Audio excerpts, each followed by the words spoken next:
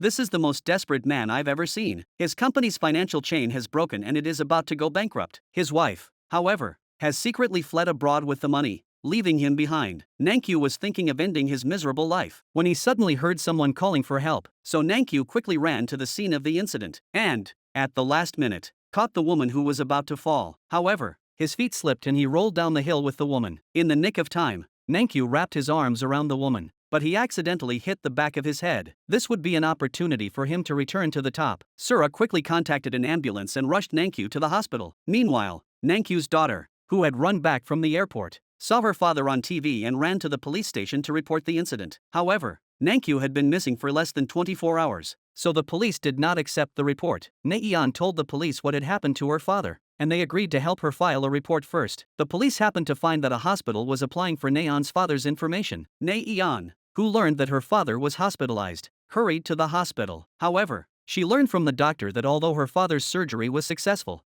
if he did not wake up before tomorrow, they would have to consider performing a craniotomy. After hearing the doctor's words, Sura felt so much remorse. Fortunately, Nankyu woke up before dawn. Nankyu was so moved to see his daughter, who had not left the country with his ex-wife, that he was in tears. At the same time, he also rekindled the hope of rebirth. With his daughter's meticulous care over the past few days, Nankyu's injuries quickly healed. Soon he removed the cast, packed his bags, and prepared to be discharged from the hospital. At this time, Sura's mother, Sunyeon, came to visit Nankyu and even offered some money as a token of appreciation. However, although Nankyu now desperately needed money, he politely declined Sunyeon's offer. Nankyu told her that in fact, that day he had intended to kill himself. "If he had not met your daughter, he might not be in this world anymore, and I would never have been reunited with my daughter again." Nankyu's upright character was instantly recognized by Sunyeon. Subsequently, Nankyu rented a simple room with his daughter and began a life of dependence on each other. In order to give his daughter a better life, Nankyu put aside his heirs as a company president and worked as a laborer in the market. In the blink of an eye, 7 months later, Nankyu's ex-wife gave birth to a daughter in the Philippines. She also started a shameless life with her lover. While Nankyu was at work, he happened to meet Sura's family again. After meeting again after a few months, the family was exceptionally kind to Nankyu, and there was no sense of awkwardness. Sura asked for Nankyu's address and specially brought her mother to see Naeon. But as soon as they entered the house, the messy furnishings instantly stunned the mother and daughter. The two of them looked at each other and began to help clean up the house. In no time at all, the mother and daughter not only cleaned the room but also prepared a meal for Naeon and her father. After everything was ready, Sunyoung accidentally discovered a cosmetics project that Nankyu had been working on in his spare time. As the president of a cosmetics company, Sunyoung was instantly captivated by this advanced project. Just then, Nankyu suddenly returned home. Sunyoung then asked Nankyu to the roof to ask if the project was his idea. Sunyoung frankly said that the proposal had great market potential, and that anyone in the cosmetics industry would want it. Sunyoung also saw that Nankyu had not given up his love for cosmetics, and hoped that he would come to her company with the proposal. However, Nankyu was still bitter about the bankruptcy of his company. Being recognized again by someone else rekindled his passion for cosmetics. Early the next morning, Nankyu arrived at Sunyeon's company in formal attire. Although he had once been the company's president, Nankyu did not show off in any way, but instead humbly confessed that he had once failed, and promised that he would do his utmost to serve the company. Nankyu's humble actions instantly won the approval of his employees. After several months of hard work, Nankyu led his employees diligently and Sunyeon Cosmetics' turnover increased several times. Nankyu and Sunyeon also slowly built up a relationship through their work. In the blink of an eye, 6 years later, Nankyu was leading a happy life with Naeon and his son. While the family was happy and harmonious, Nankyu's reputation in the cosmetics industry became more and more well-known. However, Nankyu's ex-wife Jimin also saw her former husband's comeback. 6 years of extravagance had already caused Jimin to lose all her family's money, so she took her son and daughter and returned to China to join her ex-husband. However, after 7 years of hard work, her ex-husband had already rebuilt his family and was living a happy life. Even so, Jimin didn't care at all. She simply strode directly to her ex-husband's company. As she watched the wealthy Sunyeon walk past her, Jimin gave a small smile and mocked, "You're still relying on my ex-husband to be successful." As soon as she finished speaking,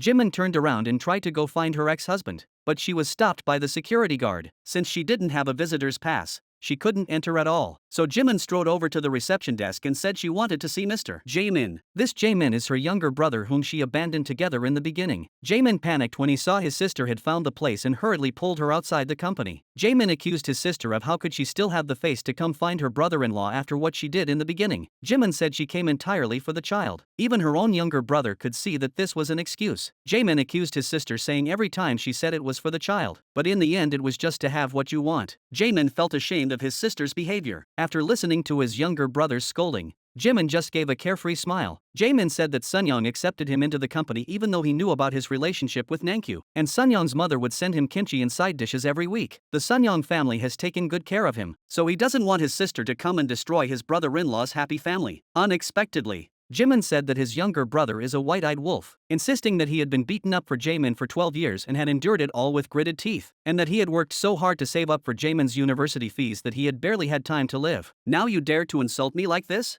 Jaemin wanted to see his child when he heard that the child had followed him. Unexpectedly, Jimin refused mercilessly and accused Jaemin of having no right to watch his younger brother. Behind him, Jaemin's younger brother was frantically chasing after the taxi, but Jimin had no intention of stopping. When his younger daughter said she was hungry, Jimin took the children to a restaurant. But Jimin is now penniless and cannot even afford this simple meal. She has no choice but to take out her designer bag, take off her necklace and earrings, and prepare to pawn them to get some money to pay for the meal. But she didn't expect that on her way to the pawn shop, she happened to be bumped into by her best friend Doyeon. Doyeon recognized Jimin at once as the one who had cheated her out of 4 billion won, so she followed her all the way. Once Jimin came out of the pawn shop, Doyeon grabbed Jimin by the hair and forcibly took her to an abandoned factory to force her to pay back the money. The two poor children were still waiting for their mother to come back and pay for their meals. Seeing Jimin's death approaching, Doyeon signaled her henchmen to threaten her. Seeing the abandoned car about to crush her, Jimin panicked. She quickly lied that her ex-husband had deliberately asked her to return to the country, but Doyeon didn't believe it at all, mocking and saying, "Nankyu has been someone's husband for 6 years and still dares to talk nonsense here." Then she walked up and slapped Jimin twice in the face. Afterwards, she searched Jimin's entire body and only found the 600,000 won she had just sold her belongings for. Doyeon then threw the money in Jimin's face in a daze. Seeing the bills for the child's meal money scattered on the ground,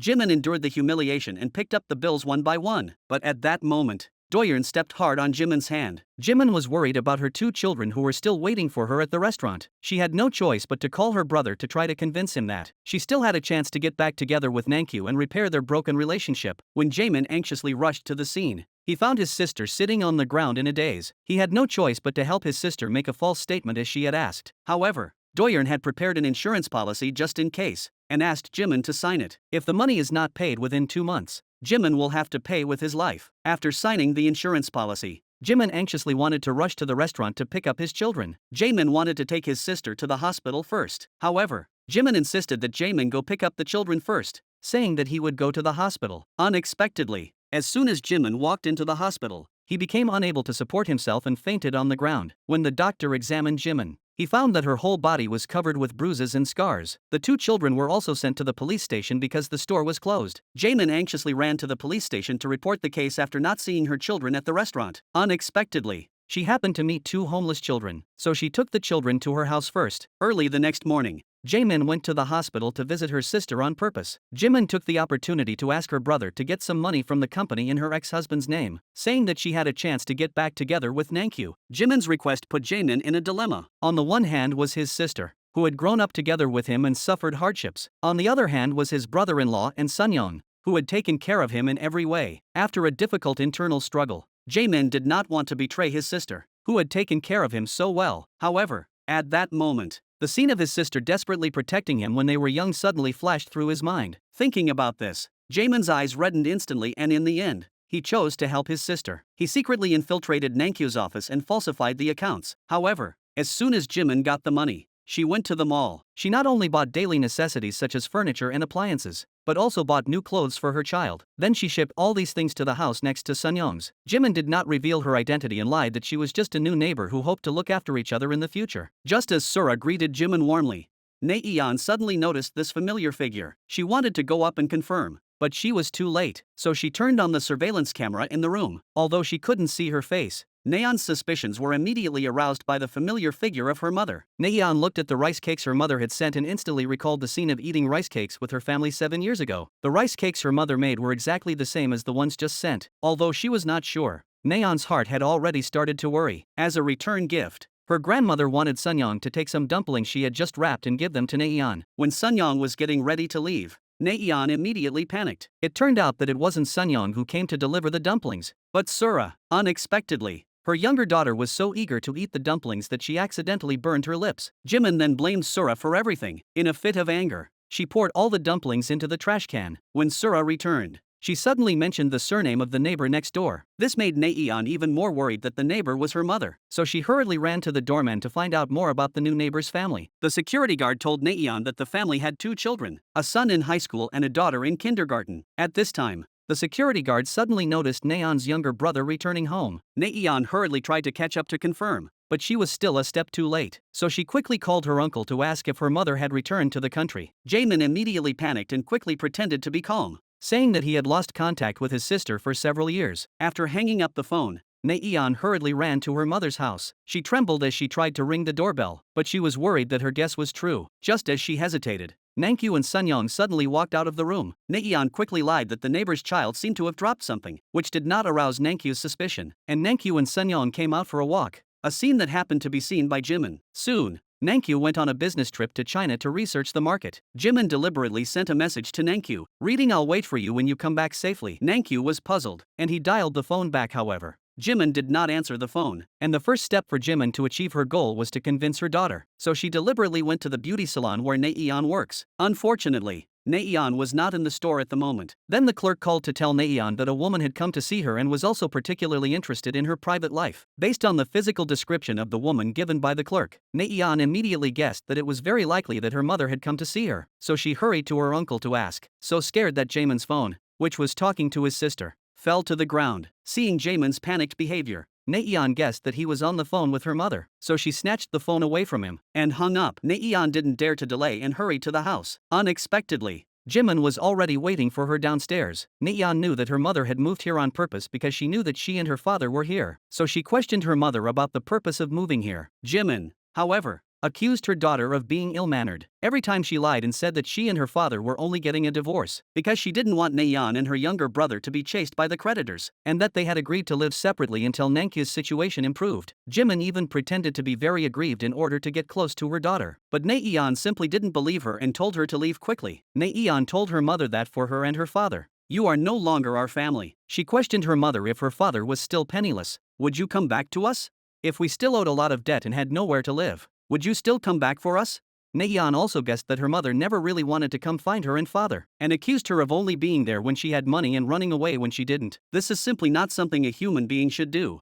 Hearing her daughter's words, Jimin immediately raised his hand and was about to hit her. Unexpectedly, she was stopped by Sura, who had suddenly returned. Nayeon was worried that Sura had sensed something and stuttered, lying that this woman just wanted to ask where the security guard room was, and the unsuspecting Sura enthusiastically introduced Nayeon to this woman who delivered rice cakes to us yesterday. Hearing her biological daughter call her aunt, Jimin's heart instantly broke into a million pieces. Upon returning home, Nayeon received a message from her mother threatening her to meet her immediately, so Nayeon hastily sent Sura to work and then went to her mother's house. This time, Jimin did not avoid the issue and frankly admitted that she wanted to remarry Nayeon's father. Nayeon could hardly believe it and thought her mother must be crazy, and Jimin still insisted on remarrying on the grounds of a fake divorce. Unexpectedly, Nayeon directly slammed her bank book on the table, saying that as long as her mother was willing to leave, she could not only take this money, but also give her mother her monthly salary in the future to supplement the household. At the same time, Nayeon also promised that if her mother agreed to move, she would also bear the moving expenses and rent. Nayeon looked back with disbelief and realized that her younger brother looked at her with disgust and told her to get out of the house. When she returned home, Nayeon looked at the photo of her and her brother and was extremely sad. Although her brother remembered that his sister loved and cared for him, he always believed that it was his sister who had abandoned him without a word. Jimin, however, did not care about the broken relationship between the two siblings. Instead, she mocked Nayeon, saying that it was crazy to think that she could move with such a small amount of money. At this moment, Jamin called his sister. Jamin had always felt guilty for hiding the fact that Jimin had returned from the United States from Nayeon, so he hopes his sister can be nicer to Nayeon. Jimin also learns that Doyeon, that woman, goes to see Nayeon every day to ask for money, and learns that Nayeon pays Doyeon interest every month, and realizes that Nayeon doesn't hate her that much. So the scheming Jimin has another shameless plan in mind. Early the next morning, Jimin comes looking for Doyeon angrily to settle the score. Naeon thought her mother was protecting her, but she didn't expect Jimin to show her true colors as soon as she was called out by her leader. She deliberately stuck her head out towards Doyeon and said, "I just pulled out your hair. You can pull it back in." This move completely confused Doyeon. Jimin told Doyeon that she could only pay off the money she owed her by getting her family back, and in order to get her family back, she must first win back her daughter's heart. Doyeon then realized that Jimin had deliberately used her to stage an emotional scene in front of Naeon. She didn't expect that Jimin could stoop so low to achieve her goal. After Naeon returned from her errands, Jimin took the opportunity to pretend to be a caring mother. "From now on, Mommy will always protect you. I will never let go of your hand again." Saying this, she hugged Naeon in her arms. However, Jimin's wave of insincere output did work. Naeon's attitude towards her mother changed subtly in an instant. After Jimin left, Naeon was filled with thoughts of her mother protecting her just now. After leaving the beauty salon, Jimin turned around and ran to her ex-husband's company. Using the excuse that she had just had a conflict with Doyeon, she asked her younger brother to get some more money from the company. Jaemin was worried that embezzling too much money would cause trouble for Nankyu. Jimin, however, believes that Nankyu has made the company grow so much that it's no big deal to take a little money. At this moment, Sunyong suddenly walked out. Jaemin saw this and quickly hid. Jimin looked at the designer bag, diamond ring and luxurious attire in Sunyong's hands, and shamelessly thought that all of this should belong to her. However, Jimin was so busy that she forgot to pick up her young daughter from school in the morning, so the teacher wanted to send the other children home first and took Lucy on the bus again. Fortunately, Sunyong's mother recognized the little girl as her neighbor, so the old lady took Lucy back to her house. When Jimin learned that her daughter had been picked up by a neighbor, she immediately looked pleased. The moment she came to the neighbor's house to pick up her child, she discovered a photo of her ex-husband and the rich woman. Jimin's eyes were full of evil. At that moment,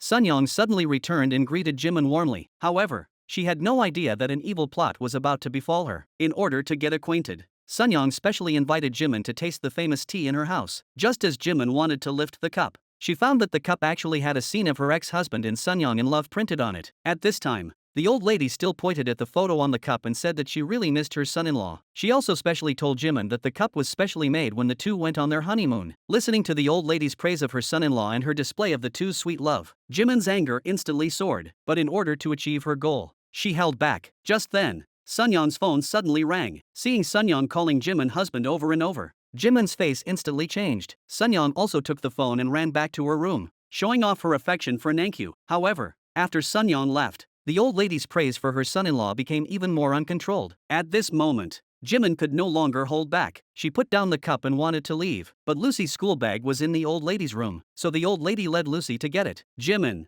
who was standing alone outside, listened to Sunyong and Nankyu's affectionate words and recalled the old lady's just praise for Nankyu. She couldn't pretend anymore. She bent down, picked up the two affectionate cups and slammed them on the ground. At this time, Naeon suddenly returned home, and Sunyong and the old lady both ran out. Looking at the broken cups on the ground, Naeon was incredulous. Although Sunyong was very distressed, she did not lose her temper. She was more concerned about whether Jimin was hurt. Jimin quickly recovered and lied, saying that he had wanted to tidy up before leaving and had accidentally slipped. But Naeon knew full well that her mother had done it on purpose, and her mother's despicable actions once again changed Naeon's attitude towards her, which had just begun to improve. So she angrily ran to her mother's house. 7 years ago, when she and her father were at their lowest ebb, it was Sunyong's family who gave them hope. To her and her father, Sunyong's family were their benefactors. Therefore Naeon will never allow her mother to hurt the Sunyong family. In the end, Naeon even declared war on her mother from that moment on. In order to stop her mother, Naeon claimed that when her father returned home the next day, she would tell him everything. Everything would never be as Jimin wished,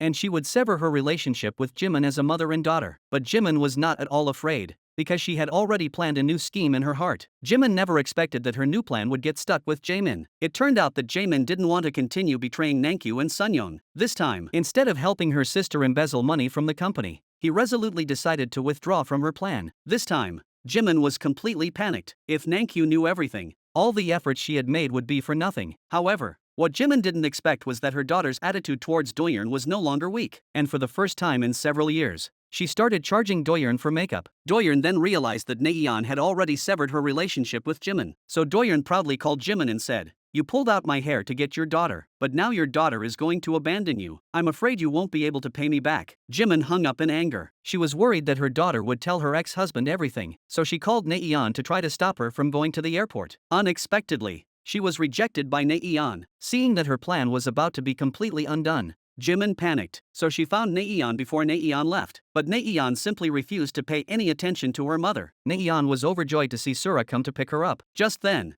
a motorcycle suddenly sped towards Naeon. Seeing her mother lying in a pool of blood trying to save her, Naeon was instantly terrified. When Sura ran out of the car in a panic, she accidentally noticed the tattoo on the motorcycle man's arm. The motorcycle man, however, escaped with the throttle. In the ambulance, Naeon held her mother's hand and recalled the harsh words she had said to her mother in the scene of her mother risking her life to save her. Naeon felt a sense of guilt well up in her heart. She thought it was all her fault. In fact, it was all an accident carefully arranged by Jimin. It turned out that after Naeon rejected him, Jimin immediately called Doyeon, and this reckless move by the malicious Jimin finally succeeded in capturing Naeon's fragile heart. So Jimin took the opportunity to make a request with Naeon. However, even so, Naeon still didn't want to hurt her current family, so she cried and begged her mother to give up the idea of reconciling with her father. Seeing that Naeon was still unwilling to help her, Jimin, who is calculating, actually asked Sunyoung to help look after the children on the pretext of being hospitalized. The kind Sunyoung of course would not refuse, but she had no idea that the cute little girl in front of her was Nankyu's biological daughter. Perhaps because of the blood relationship, Nankyu also felt an inexplicable sense of intimacy towards this strange little girl. However, Lucy's sad scene of wanting to cling to Nankyu made Naeon feel an inexplicable sadness. So Naeon deliberately found her mother and hoped that she would not be so cruel to her younger sister and father. Unexpectedly, Jimin said, "Your younger brother is so pitiful. Can you bear to give up?" After listening to Jimin's words, Naeon felt ashamed, and when she just returned home, she found Lucy crying and calling Nankyu dad. She also desperately hugged Nankyu and said she would not let go. Nankyu patiently comforted Lucy, which also made Naeon feel an indescribable bitterness. After a difficult internal struggle, Naeon finally decided to help her mother and father get back together, and the first thing Jimin asked his daughter to do was to sever her ties with her current family. Since then, Naeon has not only become estranged from Sura, but has also become cold towards her grandmother, who usually takes good care of her, and has even mixed disrespectful words about her grandmother into her speech. However, this accident deliberately created by Jimin has not only captured his daughter's heart, but also completely won over his sister. It turned out that the day of Jimin's car accident, Jamin suddenly remembered a scene when he was a child and his sister protected him, so he vowed that as long as his sister survived, he would do whatever she asked. So under Jimin's persuasion, Jamin once again secretly infiltrated Nankyu's office. He once again tampered with the company's accounts in Nankyu's name. After Jimin was discharged from the hospital, she contacted her younger brother first and found out that Nankyu went to watch her daughter's kindergarten performance. In order to put on a show of being a caring mother, Jimin bought her daughter a bouquet of flowers, but as she was smiling and trying to meet with her ex-husband, her mother-in-law suddenly sat up. Jimin had no choice but to give up for the time being. After all, she still couldn't reveal her identity, so Jimin angrily returned home and asked Naeon to call the old woman and get her to go away. Naeon had no choice but to do as she was told. Jimin then prepared a lot of food to welcome Nankyu and her daughter home. She even prepared a pair of slippers for her ex-husband by the door and rearranged the bed. She prepared a yukata for her ex-husband, and even got him a toothbrush with a matching design. When Nankyu stood in the doorway holding her daughter, Jimin, who was so calculating, was actually nervous. After a short period of adjustment, she finally gathered her courage and opened the door. Nankyu then realized that Lucy was his biological daughter. Just then, his phone suddenly rang. It turned out that his current wife had called him back for dinner. Jimin saw this and hurriedly tried to keep Nankyu, but was ruthlessly rejected. Nankyu, who had walked out of the room, instantly collapsed. Listening to the laughter coming from home, Nankyu was torn for a moment. He was afraid to go home and face his wife, so he ran downstairs to calm down. At this time, he suddenly remembered that his daughter had used his phone to call her brother, so he hurriedly took out his phone and tried to call his son, but he hesitated and didn't dare to press the dial button. Nankyu wanted to hear his son's voice, but was afraid that his son would blame him for getting remarried. Nankyu, torn between these feelings, could only cry bitterly while holding the phone. This scene happened to be seen by Jack, who had just returned. However, Jack did not choose to comfort him, but silently left. Since then, Nankyu has been worried all day long, and can't help but look at Jimin's room. Even when his wife is by his side, he can't help but look at Jimin's room. At night, he couldn't sleep and drank alone. However, at this critical moment, Jimin took the opportunity to use the child as an excuse to invite Nankyu to her home. She kept saying some mushy things. As she spoke, Jimin shamelessly threw herself into Nankyu's arms. Unexpectedly, Nankyu pushed her away and said, "Where have you been?" However, Jimin shamelessly tried to use the child to morally blackmail Nankyu again. Whenever his son hears a knock on the door, he wakes up thinking it's his father, and his little daughter has never seen her father since she was born. Nankyu couldn't hold back when it came to the children. She pinched Jimin and said, You're the one who left with the children without leaving any contact information. Jimin lied and said that they had no choice but to leave for the sake of the children. She hoped that Nankyu would reconsider living with her again for the sake of the children. Although Nankyu was very torn up when he thought about his children, he still had his senses and ruthlessly rejected Jimin, recalling his daughter's longing for her father. Nankyu's eyes welled up with tears and his emotions became even more tangled. At the same time, he guessed that Naeon had long known about Jimin's return to the country. Facing his father's questioning, Naeon said she didn't know what to say. She was afraid that it would affect the current family relationship, and she felt sorry for her mother, who had been hurt in her place, so she chose to hide it. Seeing her father's indecision, Naeon recalled her mother's thoughts about remarrying. She took the opportunity to speak up for her mother, saying that no matter what, she could not abandon her younger brother and sister. She deliberately said that if her father really couldn't leave his current family, she would go to her mother's place to take care of her younger brother and sister. Naeon's words unintentionally made Nankyu even more conflicted. Learning that his son had been greatly affected by his remarriage and was unwilling to open up to anyone, Nankyu anxiously rushed to his son's school. However, Jack kept backing away when he saw his long-missed father. In order to escape his father, Jack even turned around and ran back to school. He successfully avoided his father by hiding behind a pillar. On the other side, Sura even set up a banner at the scene of the accident to find the person who hit Jimin and caused the injury. But the banner happened to be seen by the driver who had driven Jimin that day. The driver suddenly remembered what had happened that day, so the driver immediately called Sura. Sura got out of the elevator and happened to meet Jimin, so she told her the good news. Jimin learned that the witness was the driver who had driven her that day. She anxiously asked the driver what he had said. Sura told Jimin that the driver promised to bring the dashcam over tomorrow. Jimin immediately remembered what happened that day. Although she was smiling, she was completely panicked inside. If Naeon found out the truth, all her hard work would be for nothing. Jimin frantically searched for the taxi receipt from that day. She looked through all her bags but couldn't find it. So Jimin anxiously asked her brother to find out the driver's contact information. But Jaemin said, "You are the biggest victim in this accident. You can ask Sura yourself." Jimin suddenly realized, so she anxiously called Sura and successfully found out the meeting address. When the driver arrived for the appointment, he suddenly realized that the woman he was going to expose was staring at him with a threatening look. The driver was confused and immediately panicked. When Sura and his party found the driver quickly fled the scene. Seeing this, the three of them panicked and chased after them. Only Jimin stood calmly in the same place, secretly writing down the license plate number. Sura and the others could only watch as the driver disappeared from their sight. Jimin then called the taxi company. On the pretext of having accidentally forgotten something in the car, he successfully found out the taxi driver's address. Seeing Jimin approaching him step by step, the driver was immediately scared and kept backing up. Unexpectedly, Jimin suddenly knelt in front of the driver. He confessed that he was the one who deliberately caused the accident. He deliberately went to save the person, and it was also him. Jimin lied and said that the reason she chose to do it this way was to win her daughter's heart. Seeing the driver's puzzled expression, Jimin took out a family photo and said that the person she saved was her biological daughter. Jimin pretended to be pitiful and said that she had searched for 7 years before she found her daughter. But no matter what method she used, her daughter was unwilling to accept her. She cried and begged the driver not to expose her, saying that she didn't want to lose her daughter again. This acting was really top-notch. Not only the driver, but even I almost believed it. In the end,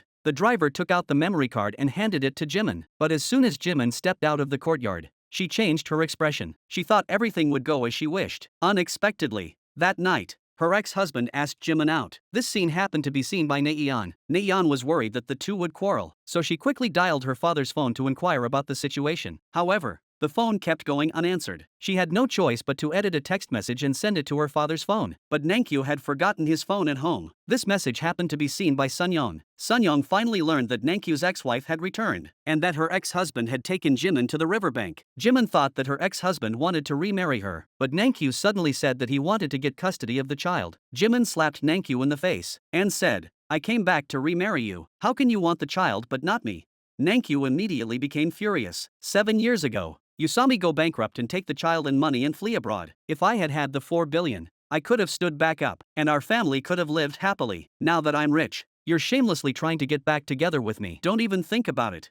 Nankyu even threatened to go to court if Jimin didn't agree to give up custody of the child. After a loud argument, the two finally parted on bad terms. When Nankyu returned home, Sunyoung questioned him about where he had been. She thought he would tell her about meeting his ex-wife, but he deliberately changed the subject. Facing Sunyoung's repeated questioning, Nankyu could only bow his head and deliberately remain silent. Seeing this, Sunyoung did not press the issue and just told Nankyu to take a shower and get a good rest first. But Nankyu had no desire to sleep. While his wife slept, he drank alone. He wanted to keep the family together. but did not want to lose the child he had missed for 7 years, and Sunyong felt very uncomfortable watching Nankyu sat alone. After a night of thinking, Nankyu finally decided to confess to Sunyong and express his determination to get his child back. Naeon, however, felt that her father was being too cruel to her mother. She hoped that her father could consider reconciling with her mother. That afternoon, Naeon ran into her father's office in a panic, saying that her mother and younger siblings had disappeared. Nankyu instantly realized that Jimin had once again taken the child away from him, so he panicked and ran back to Jimin's house. But as soon as he entered the house, he found it empty, except for a portrait of his daughter that she had drawn for him. Losing his child again left Nankyu inconsolable. At this time,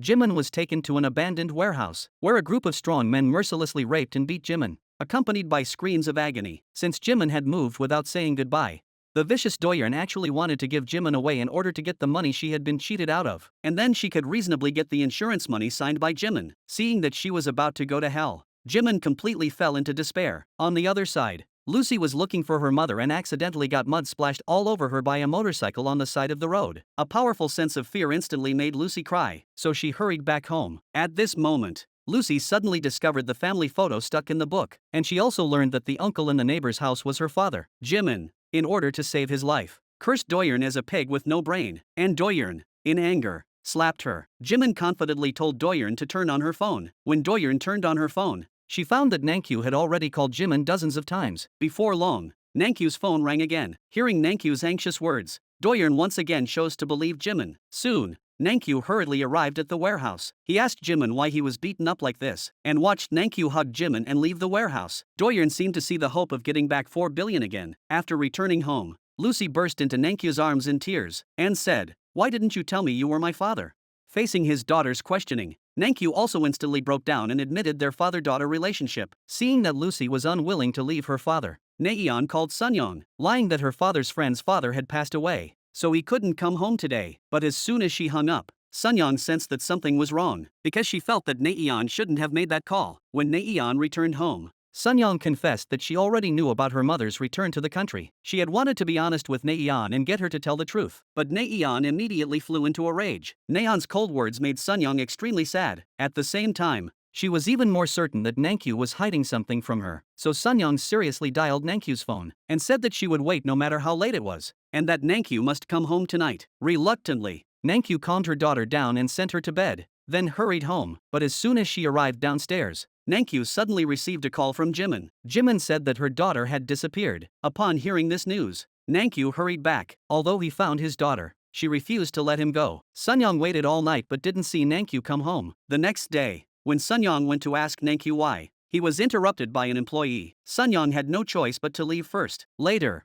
Nankyu brought a moving company to Jimin's house. He wanted Jimin's family to move back next to him, but Jimin firmly refused, unless Nankyu promised not to tell Sunyong about their relationship. Jimin even threatened that if Nankyu didn't keep his promise, he would never see his children again. Nankyu had no choice but to agree, so the Jimin family moved back next door to Nankyu, and Nankyu's promise to Jimin would deepen the misunderstanding between him and Sunyong. The scheming Jimin deliberately tried to drive a wedge between Nankyu and Sunyong. She asked her youngest daughter to invite Nankyu out for jjajangmyeon. Then she deliberately asked Sunyong and her daughter where they could find good jjajangmyeon. As expected, Sura got hungry when she mentioned jjajangmyeon and suggested going out for jjajangmyeon together in the evening. Just as Sura's family had just arrived at the restaurant, they happened to bump into Nankyu. Naeon panicked when she heard Sura's voice. However, Jimin was not at all surprised. Naeon hurried out of the room to help her father out of the situation. She said that she had received the message and hurried to the restaurant with her father. Unexpectedly, Sunyong suddenly noticed the room from which Naeon came out. When Sunyong stormed into the private room,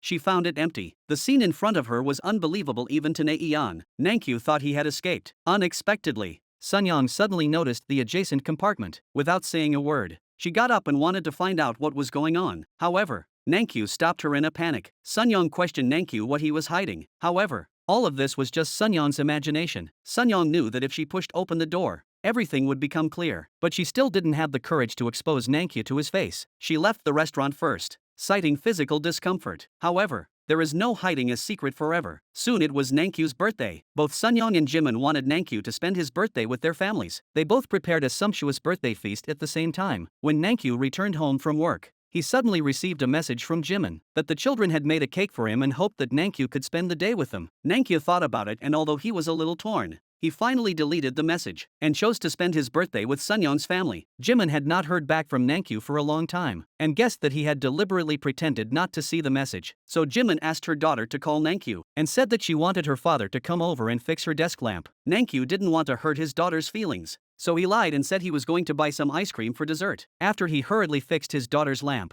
he anxiously wanted to go home to be with his wife. Unexpectedly, Jimin wanted to use her children to make Nankyu stay. She hoped he could spend this birthday with the children. Nankyu hoped his son could understand him a little. However, Jack immediately changed his face on the spot and went back upstairs. When Lucy saw that her father was leaving, she hurriedly went to serve him seaweed soup, hoping that he would finish eating before leaving. However, she accidentally burned her foot. Without thinking, Nankyu picked up Lucy and hurried to the hospital. Unexpectedly, downstairs, he happened to bump into Sunyoung, who had come out to find him, and the scene of Lucy calling Nankyu dad was also heard by Sunyoung. It wasn't until Lucy said that she had just spilled the seaweed soup that Sunyoung realized that the child's foot was burned. So Sunyoung asked Nankyu to take the child to see the foot injury first. At this time, Sunyoung finally realized that Jimin was Nankyu's ex-wife. She stood in front of Jimin's door, angry and upset, and wanted to rush in and ruin their birthday party. But in the end, she held back. After helping her daughter see the foot injury, Nankyu finally spent a happy time with the Sunyoung family on this birthday, and Jimin,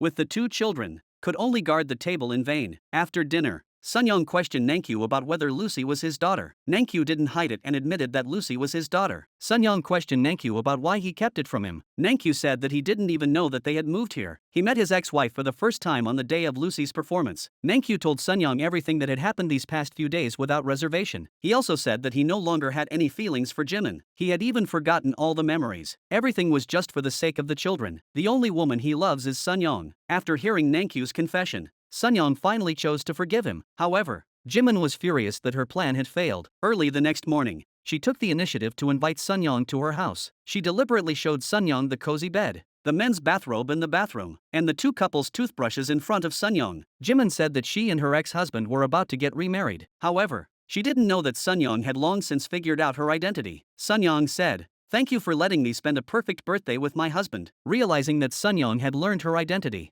Jimin also removed her false mask. She mocked Sunyoung for being so petty. Sunyoung accused Jimin of saying that she was doing everything for the sake of her child, but all she was doing was hurting her child. Facing Jimin's provocation, Sunyoung also returned a slap. She mocked Jimin for not being qualified to compare with her. She also warned Jimin to hand over the custody of her child and leave alone, or she will use her own methods to make her leave. Seeing that her carefully laid plan was about to collapse, Jimin completely lost her mind. Sunyoung immediately arranged for someone to investigate Jimin's past, but she unexpectedly learned that Jimin had cheated Doyeon out of 4 billion 7 years ago, so she deliberately made an appointment to meet Doyeon. But Doyeon, in order to get back the 4 billion from Jimin, kept quiet about Jimin's affairs. At that moment, Doyeon's phone suddenly rang. When the driver handed Doyeon the phone, the tattoo on his arm suddenly caught Sunyoung's attention. Looking at the man's tattoo, she suddenly remembered that her daughter had drawn the exact same tattoo on the perpetrator. Sunyoung immediately said that it was a car accident. Facing imprisonment, Doyeon had no choice but to compromise, because with her strength, she could not afford to provoke Sunyoung. Seeing that Doyeon was willing to help,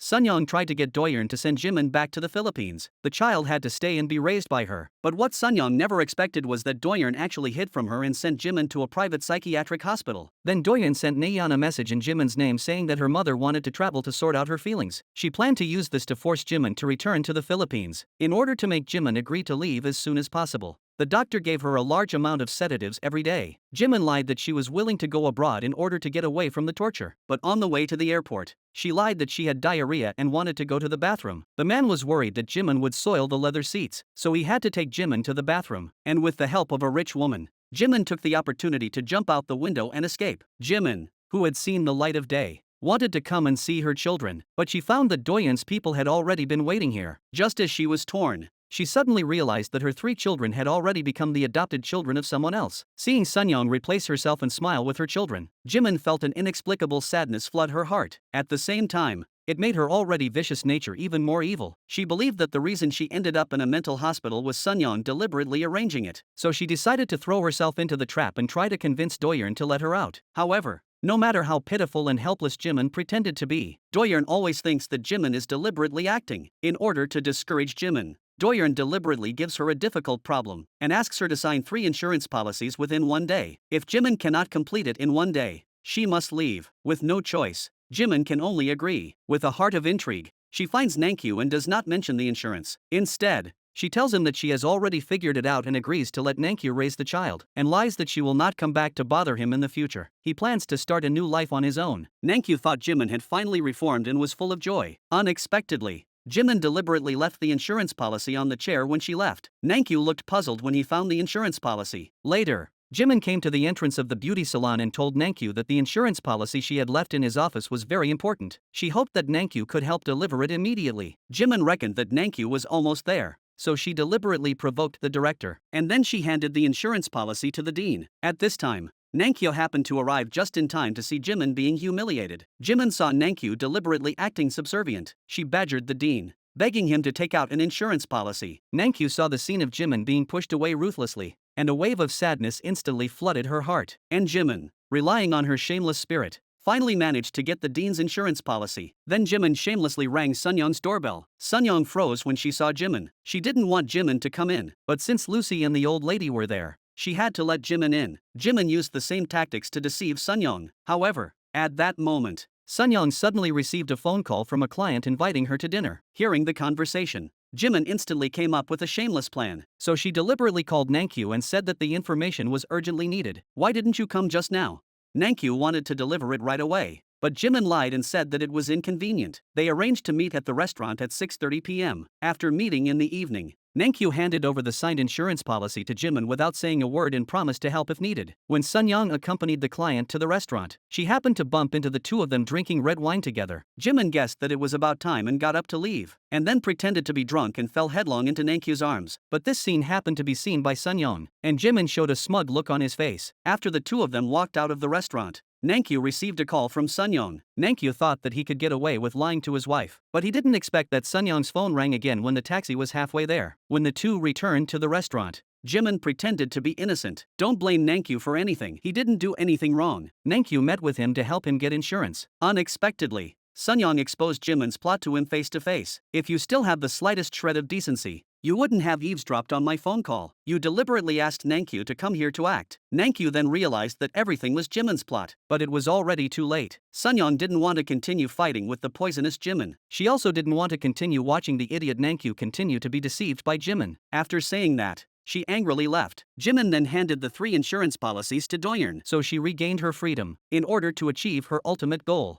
Jimin deliberately asked Sunyoung out, and began to provoke her relationship with Nankyu. She said that her luxury house was rented with Nankyu's help, and said that Nankyu had long wanted a divorce but didn't know how to bring it up. "And now that you've brought it up, you should leave quickly." Although Sunyoung knew that Jimin was deliberately provoking her, she still couldn't control her emotions and fainted in her seat. Jimin was afraid that someone might die, so she quickly took Sunyoung to the hospital. However, she accidentally learned that Sunyoung was pregnant, and when Nankyu learned that Sunyoung was pregnant, he excitedly embraced her in his arms, seeing that the plan was about to succeed. But suddenly there was a child. Jimin once again fell into despair. However, what made her even more desperate was that there was only 1 week left for the repayment of 4 billion. Doyeon warned Jimin that if she could not repay 4 billion within 1 week, not only would she suffer, but your daughter would also be implicated. And Doyeon's threat would also lead Jimin down the path of murder for money. Facing the threat from the creditor, Jimin had no choice but to ask her ex-husband for help. What she didn't expect was that Sunyoung had followed her. But Jimin didn't care anymore. She said she needed 5 billion won to pay off her debt and hoped Nankyu could help. She promised that if Nankyu agreed to give her the money, she would never bother them again. But Nankyu didn't believe Jimin's words at all. Just then, Nankyu's phone suddenly rang. While Nankyu was answering the phone, Sunyoung not only rejected Jimin's request, but also mocked and humiliated her. Jimin realized that he would never get the money and had to leave pretending to be calm. However, Sunyoung became so emotional that she suddenly felt unwell. When Nankyu returned, Sunyoung fainted from exhaustion. What was even more unfortunate was that Sunyoung had recently not been sleeping well, which ultimately caused her to miscarry. Nankyu, however, believed that Jimin had deliberately angered Sunyoung, which caused her to lose her baby. In a rage, he rushed into Jimin's house, and not only accused Jimin of killing his child, and threatened to take the children to court to get custody of them back. He also said that the biggest mistake he had ever made in his life was meeting Jimin. After saying this, Nankyu angrily left Jimin's house. Jimin finally realized that she could never achieve her wish to get back together with Nankyu, recalling Sunyoung's accusations and mockery of her, and recalling Nankyu's harsh words just now, and thinking about the deadline for repaying Doyeon's 4 billion won. Jimin hatched another evil plan in her heart. She actually planned to kill for money to achieve her own ends. First, She asked Jaemin to copy Namgyu and Sunyeon's handwriting. Then she used Doyeon to apply for a life insurance policy for the two worth 10 billion won. Jaemin deliberately wrote Naeon as the beneficiary. From Naeon, she learned that the two were going on a trip to celebrate their wedding anniversary, so Jimin hired a hitman at a high price to secretly follow the two to the same tourist destination. Coincidentally, Sunyoung suddenly received a call from the company saying that the inspection team had investigated that an employee had embezzled funds without authorization. Sunyoung recalled that Jimin had said that Nankyu had helped her rent a luxury house. She then believed that Nankyu had given the money to Jimin, so the two had a big fight. But this scene happened to be seen by the owner of the resort. Nankyu decided to go back to the company with Sunyoung to investigate in order to prove his innocence. However, Jimin's henchmen had already tampered with the car before they set off. Sunyoung had a headache because she hadn't slept well. So Nankyu took out sleeping pills for her to take and get a good night's sleep. The small act of kindness not only caused his wife's death, but also led to him being charged with murder. After the two set off, the henchman hired a truck and followed closely behind,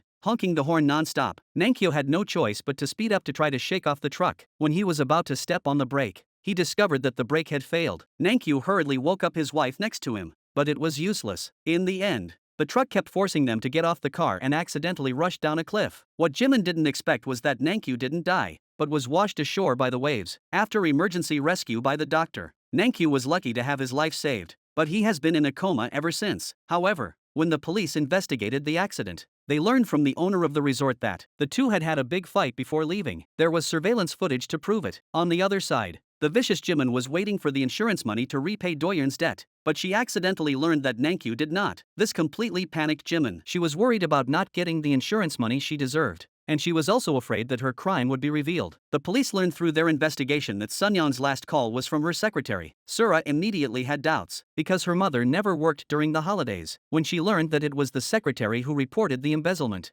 Sura was incredulous, while Jaemin instantly became nervous. However, what made Sura even more unbelievable was that the embezzler was her stepfather. No one dared to believe that this was the truth. However, all these mysteries could only be revealed when Nankyu woke up. Just then, Sura suddenly received a call from the police and was told that her mother's body had been found. Upon hearing the news, the old lady fainted immediately. When her mother's body was wheeled over to Sura, Sura hesitated to go up to the body and lift the sheet to confirm Ji-hyun's identity. Ji-hyun wanted to help, but Sura stopped her, saying sadly that she wanted to confirm it herself. But as soon as the sheet was lifted, Sura instantly collapsed. However, after the initial grief, before Sura could calm down, the police requested an autopsy on Sunyeon's body, because they suspected that the incident was not a simple accident. When the police found Sunyeon's body, they found no signs of her having tried to escape. The police therefore believe that she may have lost consciousness before the accident. Learning that there is something fishy about her mother's death, Sura immediately became agitated. Jimin also came to the hospital to find out what was going on. However, she overheard the police suspecting that Nankyu had killed his wife in order to conceal the embezzlement of company funds. The police even suspect that Nankyu gave Sunyeon sleeping pills before the accident. Learning this, the sinister Jimin concocted a plan to frame Nankyu in her mind. She recalled that her daughter had once taken Nankyu's medicine for her. After having it identified,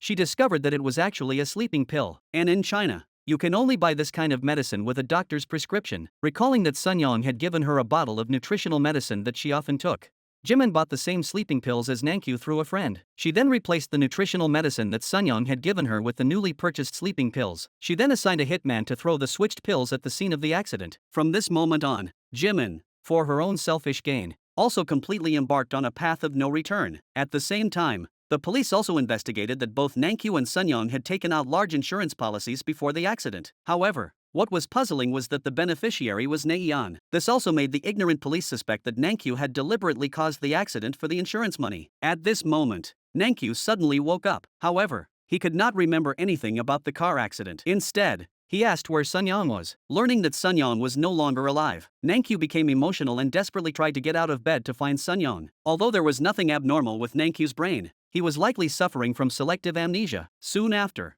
the police found Doyeon because she was the person in charge of Nankyu and Sunyeon's insurance policies. Doyeon, upon learning that there was a problem with this large insurance policy, rushed to Jimin's house in anger. She guessed that Jimin had used her insurance policy for evil purposes. However, Jimin brazenly confessed to all of her crimes, because Doyeon had signed the insurance policy. Although Doyeon was very angry, she was at a loss as to what to do in the face of such a malicious woman as Jimin. If she did not help to cover it up, her reputation would be ruined. Soon, Nankyu recovered from his illness and was discharged from the hospital. He held a funeral for his beloved wife out of grief. While investigating the scene, the police discovered the sleeping pills that Jimin had switched accidentally. Meanwhile, the autopsy results for Sunyeon were also in. It was confirmed that she had the ingredients of sleeping pills in her body. The Nankyu family had not yet recovered from the grief of their deceased wife. The police burst into the house and arrested Nankyu for embezzlement and suspected murder for financial gain. Sura watched in disbelief as the police forcibly dragged her stepfather away. Until this point, she still didn't believe that her stepfather had killed her mother. Sura ran barefoot downstairs and chased after Nankyu. Nankyu looked at Sura's bloodstained feet with a face full of pain. However, in the face of Sura's questioning,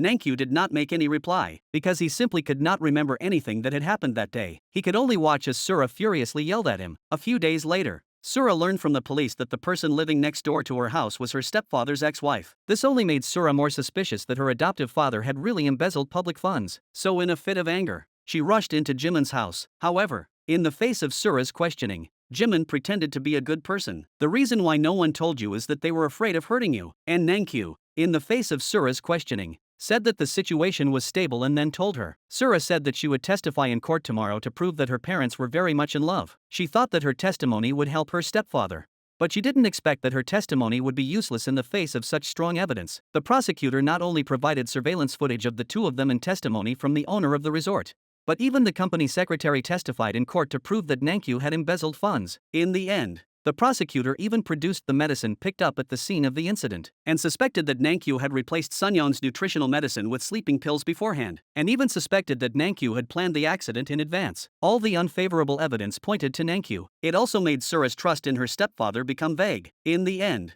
due to Nankyu's emotional outburst and insufficient evidence, the verdict was postponed to the following month. Jaemin felt ashamed of Nankyu for helping her sister embezzle money. He wanted to turn himself in to help Nankyu, but was dissuaded by his vicious sister. Faced with the overwhelming evidence provided by the prosecution, the only lawyer willing to defend Nankyu also became timid, fearing damage to his reputation. So he persuaded Nankyu to voluntarily confess to the murder. In this way, the lawyer would not lose his reputation due to losing the lawsuit, and would still have a chance to help Nankyu reduce his sentence. Nankyu immediately became angry and said that he would not admit to killing his wife, let alone disbelieve his lawyer. At this moment, Nankyu was at his most helpless and at his breaking point. On the other side, Sura took the position of the president in order to protect her mother's company. However, the first thing she had to do was to find out where the embezzled money went. But according to the relevant department, the owner of the account was a vagrant. It was not difficult to confirm the identity, but it was basically impossible to retrieve the money. Sura said that no matter what, she had to find that person. But before she could find the person,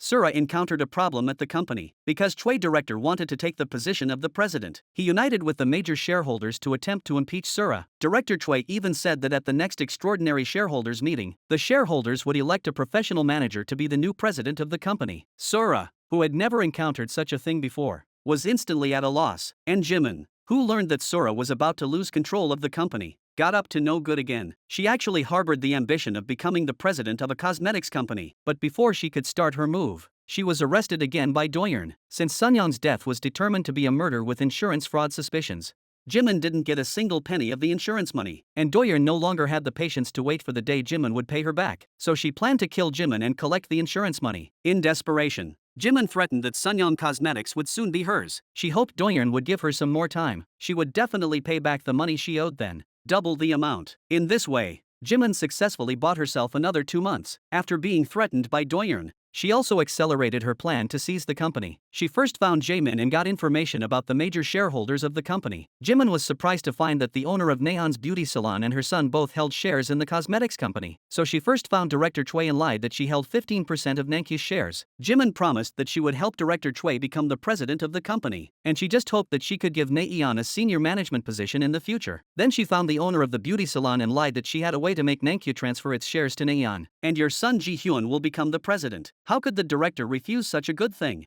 In this way, Jimin also successfully reached a cooperation with the director. At this time, Sura even found the owner of the account, a homeless person, and confirmed that it was Jimin who bought his account at a high price. She then immediately went to Jimin's house. When she learned that her crime of secretly embezzling public funds had been exposed, Jimin was not at all panicked. He said that he was the ex-wife of Nankyu, who had been in bed with him for 17 years. It was only reasonable for his ex-husband to give him and his child some living expenses. In this way, Jimin cleverly framed Nankyu for the crime of embezzlement. At this time, Sura was completely overwhelmed by hatred and foolishly believed she wanted to take Naeon to her stepfather to find out what was going on, but they were told by the prison guard that they could not meet today. In fact, Jimin had long guessed that Sura would definitely go to Nankyu to confirm, so she had arranged for Jaemin to take advantage of the opportunity to meet with him early in the morning. Afterwards, the calculating Jimin deliberately pretended to be pitiful in front of Sura and begged her not to tell the court about Nankyu's embezzlement. Jimin deliberately pretended to be very distressed about Nankyu. She said that Nankyu was forced to embezzle the money and hoped that Sura could have pity on this useless father. Seeing that Sura did not agree, Jimin shamelessly knelt in front of Sura. Jimin said that she would find a way to return the money she took from the company. She used the child as an excuse and hoped that Sura would not let anyone know about this. However, the simple Sura thought that her stepfather's 3 children had innocently agreed to Jimin's request. Meanwhile, Nankyu, who was also in prison, recovered all his memories. So the next morning he anxiously told his lawyer what he had remembered, and even suspected that Jimin was the mastermind behind the accident. Afterwards, the lawyer was the first to tell Sura about Nankyu's recovered memory. At that time, Nankyu just wanted to let his tired wife rest a bit, so he gave her sleeping pills, and the brakes had already malfunctioned before the accident. This news also made Sura regain her trust in Nankyu. However, she never imagined that she had been tricked by Jimin and Director Choi without knowing it. She learned that all the goods exported by the company had been returned and that she would have to pay a penalty of 3 billion won. Sura's blood pressure spiked and she collapsed. It turned out that Director Choi had deliberately spread the scandal that Nankyu had murdered his wife. Seeing that Sura was about to be forced to give up her position as president, Director Choi was still bloating. In fact, he was also a pawn used by Jimin. Every time he found a woman eyeing the presidency, he would persuade her to prepare 4 billion to take the opportunity to buy shares in the company, in order not to arouse suspicion.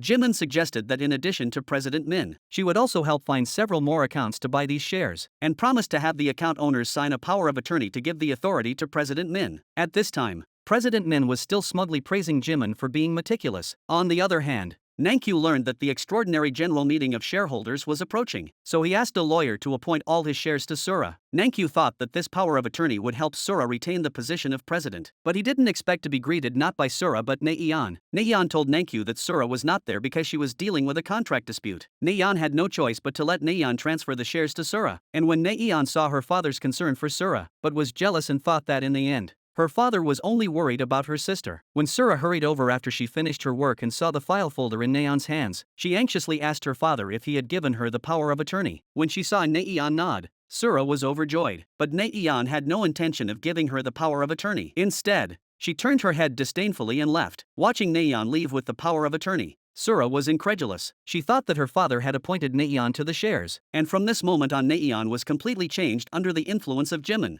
Jimin saw Naeon get the power of attorney and was full of complacency. Since the name on the power of attorney was Sura, Jimin tried to find someone to change the name. Sura was at work and accidentally found a letter in her mother's drawer, and the letter was clearly marked for Naeon. When Naeon got the letter, she found that it was actually a USB drive, and the USB drive recorded the images from Naeon's car's black box on the day of the accident. Hearing Jimin deliberately tell the motorcycle to go to the entrance of the beauty salon, Naeon's face was full of disbelief, and recalled the scene of Jimin saving her. She then realized that the car accident was actually deliberately designed by her mother. At this time, Jimin anxiously tried to find Naeon to get the power of attorney to change it, but she couldn't get through on the phone. At this moment, Naeon looked down and dejectedly found Jimin. Facing Jimin's urging, Naeon coldly pushed away her mother's hand and questioned Jimin why she deliberately set up that car accident. Jimin realized that the matter had been revealed and immediately panicked. Learning that it was the evidence that Sunyeon left for Naeon, she panicked and pretended to be a caring mother, saying that she had no choice but to do that in order to win her daughter's heart. However, Naeon had completely lost trust in her mother and angrily turned off her phone and boarded the cruise ship for her trip. But Jimin doesn't care at all about how Naeon feels or where she went. Jimin's main concern at the moment is the plan to seize control of the company, as the extraordinary general meeting of shareholders is about to be held.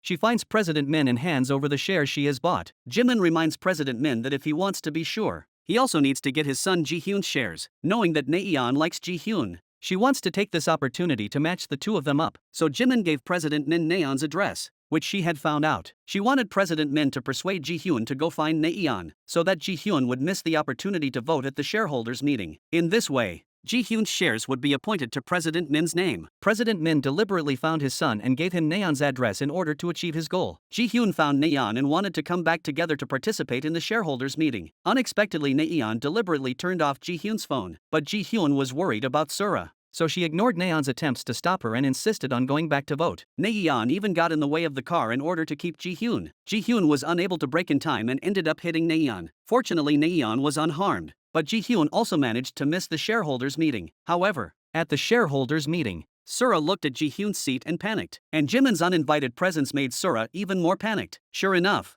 under Jimin's manipulation, Sura ultimately failed the election, and Director Choi took the opportunity to nominate President Min as the new president. Future mother-in-law is about to replace herself as president. Sura was incredulous. However, after the election, Chairman Min also failed. At this time, Jimin suddenly stood up confidently and voted the 1.5% of the shares in his hand for President Min. Director Choi saw that all was lost and could only helplessly hammer the gavel. It turned out that Jimin had approached Director Choi at the shareholders' meeting and recorded all of Sura's conversations with the two of them. Director Choi then gave up the position of president. Sura finally understood that Jimin had been manipulating everything behind the scenes. Sura felt guilty for failing to protect her mother's company and could only apologize to her mother's photo. However, Jimin's 1.5% stake was not given away for free. It was sold to President Min for a high price of 2 billion won. At this time, President Min was still pleased and was about to take office as president. Nankyu learned that Sura had been impeached and immediately hired a lawyer to contact Sura. It was only then that they realized that the power of attorney in Naeon originally belonged to Sura. Nankyu also instantly realized that it was Jimin who had used Naeon and got the money. Jimin immediately bought a luxury car and gave Doyeon 1 billion. Temporarily stabilizing the debt collectors, and her next goal is to make Naeon the daughter-in-law of President Min. At this time,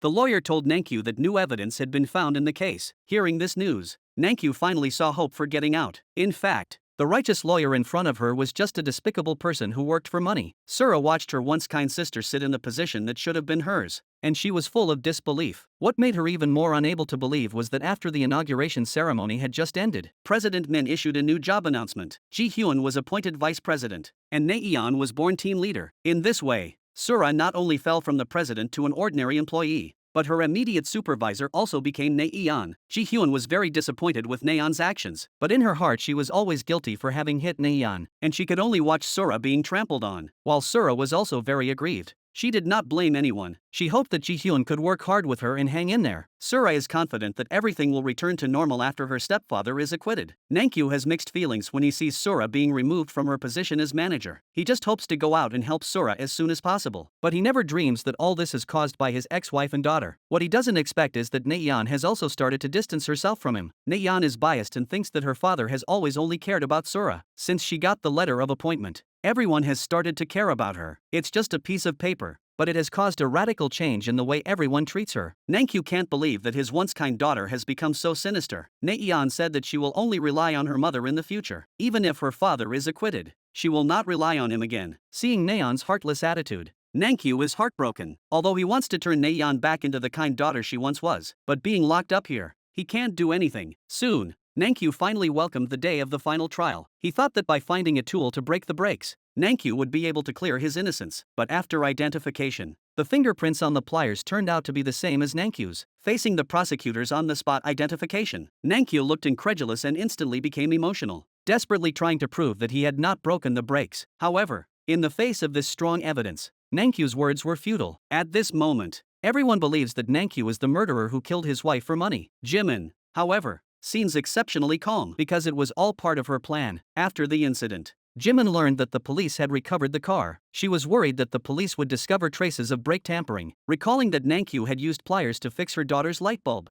she instructed James to secretly plant the pliers Nankyu had used at the crime scene. When faced with the prosecutor's aggressive accusations, Nankyu, in desperation, finally remembered that he had once brought pliers to help his daughter fix the light, and those pliers were left at his ex-wife's house at the time. However, no matter how Nankyu defended himself, the prosecutor still believed that he was trying to avoid evidence against him. At this point, Nankyu finally realized that it was his ex-wife who was behind it all. Nankyu's words, however, reminded Jimin. Jimin hurriedly left the scene and called James first. She asked James to pick the lock to Sura's house and secretly put the newly bought pliers into the toolbox. Sura thought that if what her stepfather said was true, there would be no pliers in the toolbox. When she opened the toolbox, she was stunned. At the same time, she foolishly decided that Nankyu was the murderer who killed her mother. However, when the prosecutor was smugly winning the case for himself, his brother In-woo, also a lawyer, felt that Nankyu's lawyer was suspicious. Why didn't Nankyu apply for a retrial for part of the claim? But his sister thought that the lawyer was trying to protect himself and didn't continue. No one knew that this righteous lawyer was actually hired by Jimin at a high price and deliberately placed next to Nankyu. Whether it was Nankyu's appointment of Sura's shares or the information that found evidence of pliers, Jimin was the first to get the news through this lawyer. Nankyu was worried that Sura would misunderstand him. He wanted to explain that he was set up, but Sura had already decided in his heart that Nankyu was the murderer. The scene Nankyu hated to see most happened anyway. Sura even said that he would never come to see Nankyu again. Watching Sura leave angrily, Nankyu was heartbroken and also at his breaking point. In the end, Nankyu was sentenced to death, and his only chance to clear his name was to appeal. However, the lawyer had no intention of appealing on Nankyu's behalf, and this unusual move by the lawyer made Inwoo even more suspicious of Nankyu's case. So he went to his sister's office specifically to talk about the evidence of the pliers. If what Nankyu said was true, then there should be no pliers in his house. Inwoo also asked his sister if she had gone to Nankyu's house to confirm, but his sister said there was no need to confirm. However, Inwoo still felt that there were many suspicious points in Nankyu's case, so he went to Sura to find out what happened. However, Sura had already decided that Nankyu was the murderer and was not willing to cooperate with Inwoo's re-investigation. In desperation, Inwoo had to find Sura's grandmother. The grandmother believed that Nankyu was innocent and brought the toolbox as Inwoo had asked. Inwoo immediately contacted his senior in the identification department. However, the identification results surprised Inwoo. There were no fingerprints on the pliers in the toolbox. Inwoo immediately guessed that it was a newly purchased pair of pliers, so he hurriedly met with Nankyu and told him about the doubts and the stakes involved. Inwoo promised to help him write an appeal immediately. Jimin kept talking after meeting Sura. He even wanted to call security for help. Sura took the opportunity to drop the recorder she had prepared in advance under the sofa. Unexpectedly, the recorder stopped in the middle. She wanted to kick it with her foot, but Jimin suddenly turned his head. Sura quickly changed the subject. In this way, Jimin did not notice the recorder on the floor at all and kicked it. So the question is, why did Sura go to such lengths to hide a recorder in Jimin's house? It turns out that as soon as Inwoo decided to help Nankyu appeal, he immediately went to Sura. The two of them retrieved the surveillance footage from the apartment elevator together, and discovered that Jimin had really returned home during the third public trial. Unfortunately, the surveillance camera was blocked at a critical moment and did not capture the footage of Jimin sneaking into Sura's house, but the deliberate blocking of the surveillance camera also confirmed Jimin's guilt. Inwoo even speculated that Jimin must have someone helping her, and this person has a close relationship with the case. At this moment, Lucy suddenly returned home. At Lucy's request, Sura accompanied her upstairs. Sura accidentally discovered that Lucy had taken a photo of Nankyu fixing her daughter's light bulb. Learning that Nankyu had really fixed Lucy's light bulb, Sura finally realized that her father had indeed been wrongly accused. The two guessed that Jimin, who was in a hurry to fabricate evidence, should not have gone far to buy pliers. So they went to all the hardware stores around the apartment and asked for the source of the photo of the pliers. Strangely, none of the surrounding hardware stores had sold similar pliers. Sura wanted to expand the scope of the search, but Inwoo came up with a recording method that was more time and labor-saving than this, so he deliberately let Sura go head-to-head with Jimin. Jimin, of course, would never admit to buying the pliers, so the scene just happened. Just as Jimin kicked Sura out of the house, she panicked. She quickly called the hardware store. She learned that the other party did not have a surveillance camera in the store. She was relieved, and everything Jimin said had been recorded by Inwoo. It wasn't until Lucy went under the sofa to pick up the ball that she discovered the recorder. Lucy then asked if her mother had dropped it. When Jimin realized it was a recorder, she panicked. Afterwards, Inwoo immediately took the recording to Nankyu. Nankyu finally confirmed that everything had been done by Jimin. He even speculated that even the person who embezzled the money was Jimin. He suspects that someone has logged into the computer using his account and password and forged his signature, and that the only person in the company capable of doing this is Jaemin. At the same time, Jimin also guessed that Sura would definitely investigate the embezzlement if she started to suspect him. Just in case, Jimin deliberately contacted Doyeon and planned to send Jaemin abroad. Unexpectedly, Jimin met James as soon as he arrived home. When James was threatening Jimin for money, he once again mentioned sabotaging the brakes. Jaemin, who had just returned home, overheard the entire argument. After learning the truth, Jaemin stormed into the house angrily. He accused his sister of being inhuman for doing such a thing. Jimin, however, begged Jaemin to help him cover up the incident. Jaemin couldn't bear to see Nankyu, who had been wronged, sentenced to death. In a rage, he ran out of the room and was about to go to Sura to tell her the truth. When Jaemin was about to get into the elevator, he was pulled back by Jimin. Jimin, in order to save his life, even knelt in front of his younger brother and used the child as an excuse, hoping that Jaemin would give him some more time. Facing the pleading of his sister, who had been dependent on him since childhood, Jaemin ultimately chose to help his sister hide the truth. Jimin thought that she could rest easy after persuading her younger brother. However, She never imagined that Inwoo would go ahead with the fingerprint identification of the fake insurance policies forged by Doyeon, but the results showed that there were no fingerprints of Nankyu and his wife on the two insurance policies. When Doyeon learned of this, she panicked and hurriedly contacted Jimin. She warned Jimin not to implicate herself. At this moment, Jimin panicked completely. The only way now was to prevent the appeal. At the critical moment, the director gave Jimin another chance. She suddenly heard Naeon talking to Lucy about her grandmother suffering from dementia. So the evil Jimin hurriedly coaxed the demented grandmother into the car, and then handed her over to James, who she told to take her grandmother somewhere out of the way and keep a close eye on her. Sura was heartbroken when she discovered that her demented grandmother had gone missing, and although she reported it to the police, there was still no news of her grandmother. So Sura had to print up a lot of missing person posters in the hope that this would lead to her grandmother's whereabouts. And Jaemin, on hearing the news that her grandmother had gone missing, wanted to ask James for help in the search, but he didn't expect him to accidentally learn that her grandmother was with James. So Jaemin lied and said that his sister had asked him to go over and help take care of her grandmother, and successfully found out where James was. However, her grandmother took the opportunity to sneak out of the car. When James realized that his grandmother was missing, he panicked. He quickly called Jimin. When he learned that his grandmother was missing, Jimin hurried to James's location, but Jimin never expected that Jaemin had found his grandmother first, and Jaemin was hit by a car and fell to the ground as a result. The sin Jimin committed was repaid on his younger brother, and James took the opportunity to take his grandmother, who was dumbfounded, away. Jaemin was rushed to the hospital for emergency surgery, but his memory regressed to the age of 8. He only remembered the things he did with his sister when he was a child. Until this moment, Jimin realized that he had been repaid, but she did not feel the slightest remorse, and she still harbored the delusion that she would protect her younger brother in the future. Inwoo had already found the homeless man to whom Jimin had embezzled money through a borrowed account after searching. Since Naeon had approached the homeless man, it was Jaemin who had bribed the homeless man to go into hiding. Inwoo wanted to ask Jaemin for information, but was deliberately kept out of the door. Learning that Inwoo had found new evidence of his crime, Jimin pretended to be calm and said he didn't know anything, insisting that Nankyu had given him the money. Inwoo wanted to question Jaemin personally, but was told that Jaemin's memory and intelligence had stopped at the age of 8. Jimin threatened that if Inwoo dared to scare his brother, he would definitely make him bear the corresponding responsibility. Inwoo didn't want to waste any more words and claimed that the trial 2 days later would definitely reveal all the truth. Just as Inwoo was leaving, he suddenly received a call from his leader. The leader said that he had found James' location. This news undoubtedly boosted Inwoo's confidence, but Jimin instantly lost his confidence. Afterwards,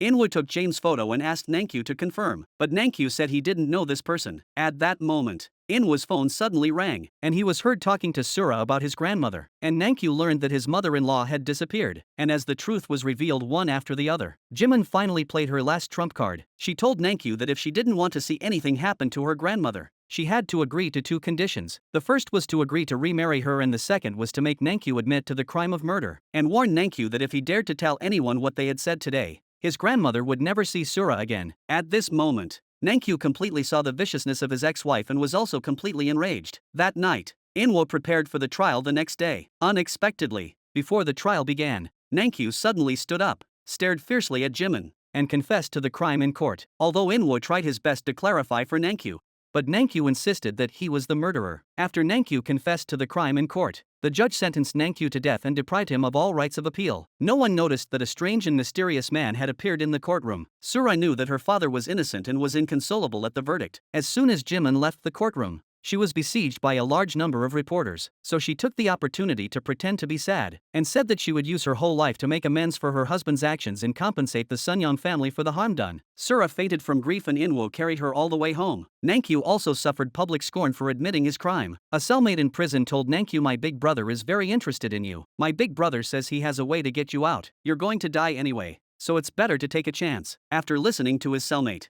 Nankyu pondered all night and finally decided to take a chance. And this so-called big brother really was no ordinary person. He actually met Nankyu in the warden's office. Nankyu promised that as long as he could help him get out of here, he was willing to fulfill any request a man might have. Hearing Nankyu's words, the man was very satisfied and instructed his subordinate to give Nankyu a pill. He also told Nankyu that it was a kind of miracle drug from Southeast Asia. If you take it, your heart will stop. Even the doctor will determine that you are already dead. As long as you inject the antidote within an hour, you will come back to life. Nankyu held the pill in his hand and hesitated for a long time. But thinking about the countless crimes his ex-wife had committed against his family, he gnashed his teeth in hatred, and vowed secretly that when he got out, he would make his ex-wife pay the price she deserved. So Nankyu and his cellmate timed it perfectly and took the medicine at exactly 11:30 p.m. When the prison guard came to check on them, The cellmate pretended not to know and pushed Nankyu. When he saw that Nankyu was unconscious and fell to the ground in response, the prison guard panicked and hurriedly went to check, only to find that Nankyu had no vital signs. However, on the way to the hospital, Nankyu was stopped by a deliberately caused car accident. The prison guard quickly got out of the car to check, but was unexpectedly subdued by the hitman lying on the ground. The hitman quickly carried Nankyu to the car that had been prepared in advance. At this time,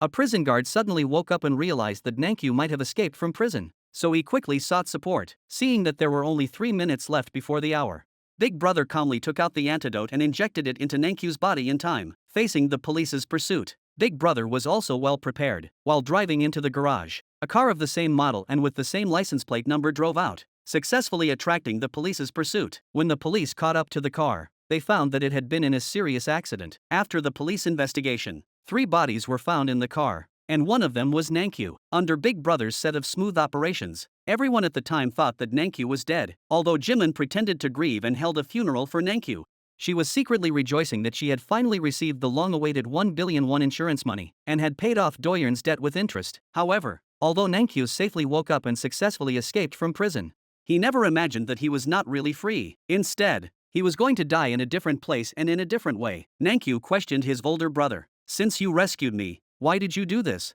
He saw his brother slowly stand up with murderous intent and grab Nankyu by the collar. It turned out that he had always thought that Nankyu had killed his wife Sunyoung. His brother had been in love with Sunyoung for a long time. Nankyu then realized that the man in front of him was his late wife's first love. He calmly defended himself, saying, "If you want to punish me for failing to protect my wife, you can hit me all you want, but don't slander me for killing my wife." Nankyu tells Taeho that finding the murderer of his wife is the reason for living. Obviously, Taeho doesn't believe Nankyu's words, because he had personally heard Nankyu admit to killing his wife in court. But this day, Taeho picked up his younger brother from prison, but his subordinate tells him that Nankyu did not kill anyone, and that he only confessed in court to protect his demented mother-in-law. Seeing that Taeho still doesn't believe him, the subordinate risks his life to vouch for Nankyu, and produces a record written by Nankyu before his escape, which casts doubt on Jimin. To find out the truth, Taeho pretends to be a writer and approaches Jimin. He lies and says he wants to write a story about Jimin's experience with her ex-husband. However, during the interview, Taeho discovered that Jimin did not seem to care much about Nankyu's death. Subsequently, Taeho found Inwoo, who had defended Nankyu, and asked him about it. Inwoo said that he believed that Nankyu was innocent, and vowed that Nankyu loved his wife more than anyone else. The evidence in his hands now completely proves Nankyu's innocence. Unfortunately, Nankyu chose to confess and accept his punishment in order to protect his demented mother-in-law. Although he is now dead, I will definitely investigate this case to the bottom. At this moment, Taeho finally believes that Nankyu was innocent. He decides to help Nankyu punish the murderer of Sunyoung. Meanwhile, Jimin received an accident insurance payment and gave James some money. A year later, Jimin used various means to remove President Min from power, and took the position of president of the cosmetics company in a glorious manner. Jimin is actively preparing for the signing event with the internationally renowned company Myri Group. Sora, after a year of metamorphosis, has returned domineeringly to take revenge on Jimin. In front of many reporters and celebrities, Sora poured water over Jimin's head. Seeing the celebrities and reporters applauding, Jimin could only force a smile and feign anger. In fact, Sora had come prepared this time. Jimin angrily dragged Sora backstage and wanted to hit her. Sora mocked, "You have the nerve to hold a press conference for a new product that stole someone else's idea?" Watching Sora leave arrogantly, Jimin panicked instantly, and all of this was seen by her ex-husband Nankyu. A plan to destroy Jimin came naturally. He decided to first whet Jimin's appetite. He deliberately left the venue first, and when Jimin received the news and chased after him, he could only watch him leave with his eyes wide open. When he returned to the company, Jimin angrily questioned his daughter, "Did you really come up with the idea for the new product?"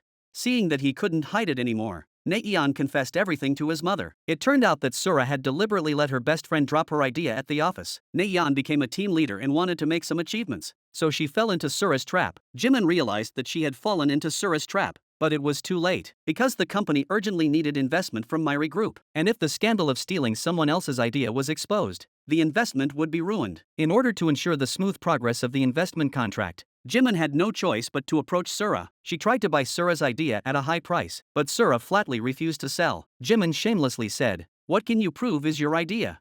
Sora then took out the special train she applied for. This completely threw Jimin off her game. The major shareholders even issued a stern warning that if Jimin couldn't resolve this plagiarism incident, she should prepare for impeachment. Jimin had just been the president for half a year, so how could she be willing to lose it all? So she came to beg Sora again. Unexpectedly, not only was she mocked and humiliated by Sora, She was even locked up in a detention center for trespassing. After being released on bail by Naeon, Jimin felt that Sura was not the way to go, so she again bewitched Naeon to find a way to turn the embezzlement into a sudden situation. Naeon then found her boss and tried to replace the ingredients in the cosmetics, but her conversation with her boss had long been transmitted to Sura via someone else's phone. Seeing that her boss had agreed to her request, Naeon then told Jimin with conviction that she had taken care of everything, so in the future, there was no need to worry about being threatened by Sura. Sura suddenly walked in and played the recording of the two of them on the spot. This gave Sura an additional piece of evidence. In a panic, Naeon snatched Sura's phone and hurried to the bathroom to delete the recording. Unexpectedly, she suddenly received a call from Myri Group. Hearing that the other party wanted to invite Sura to talk about the inside story of the embezzlement incident,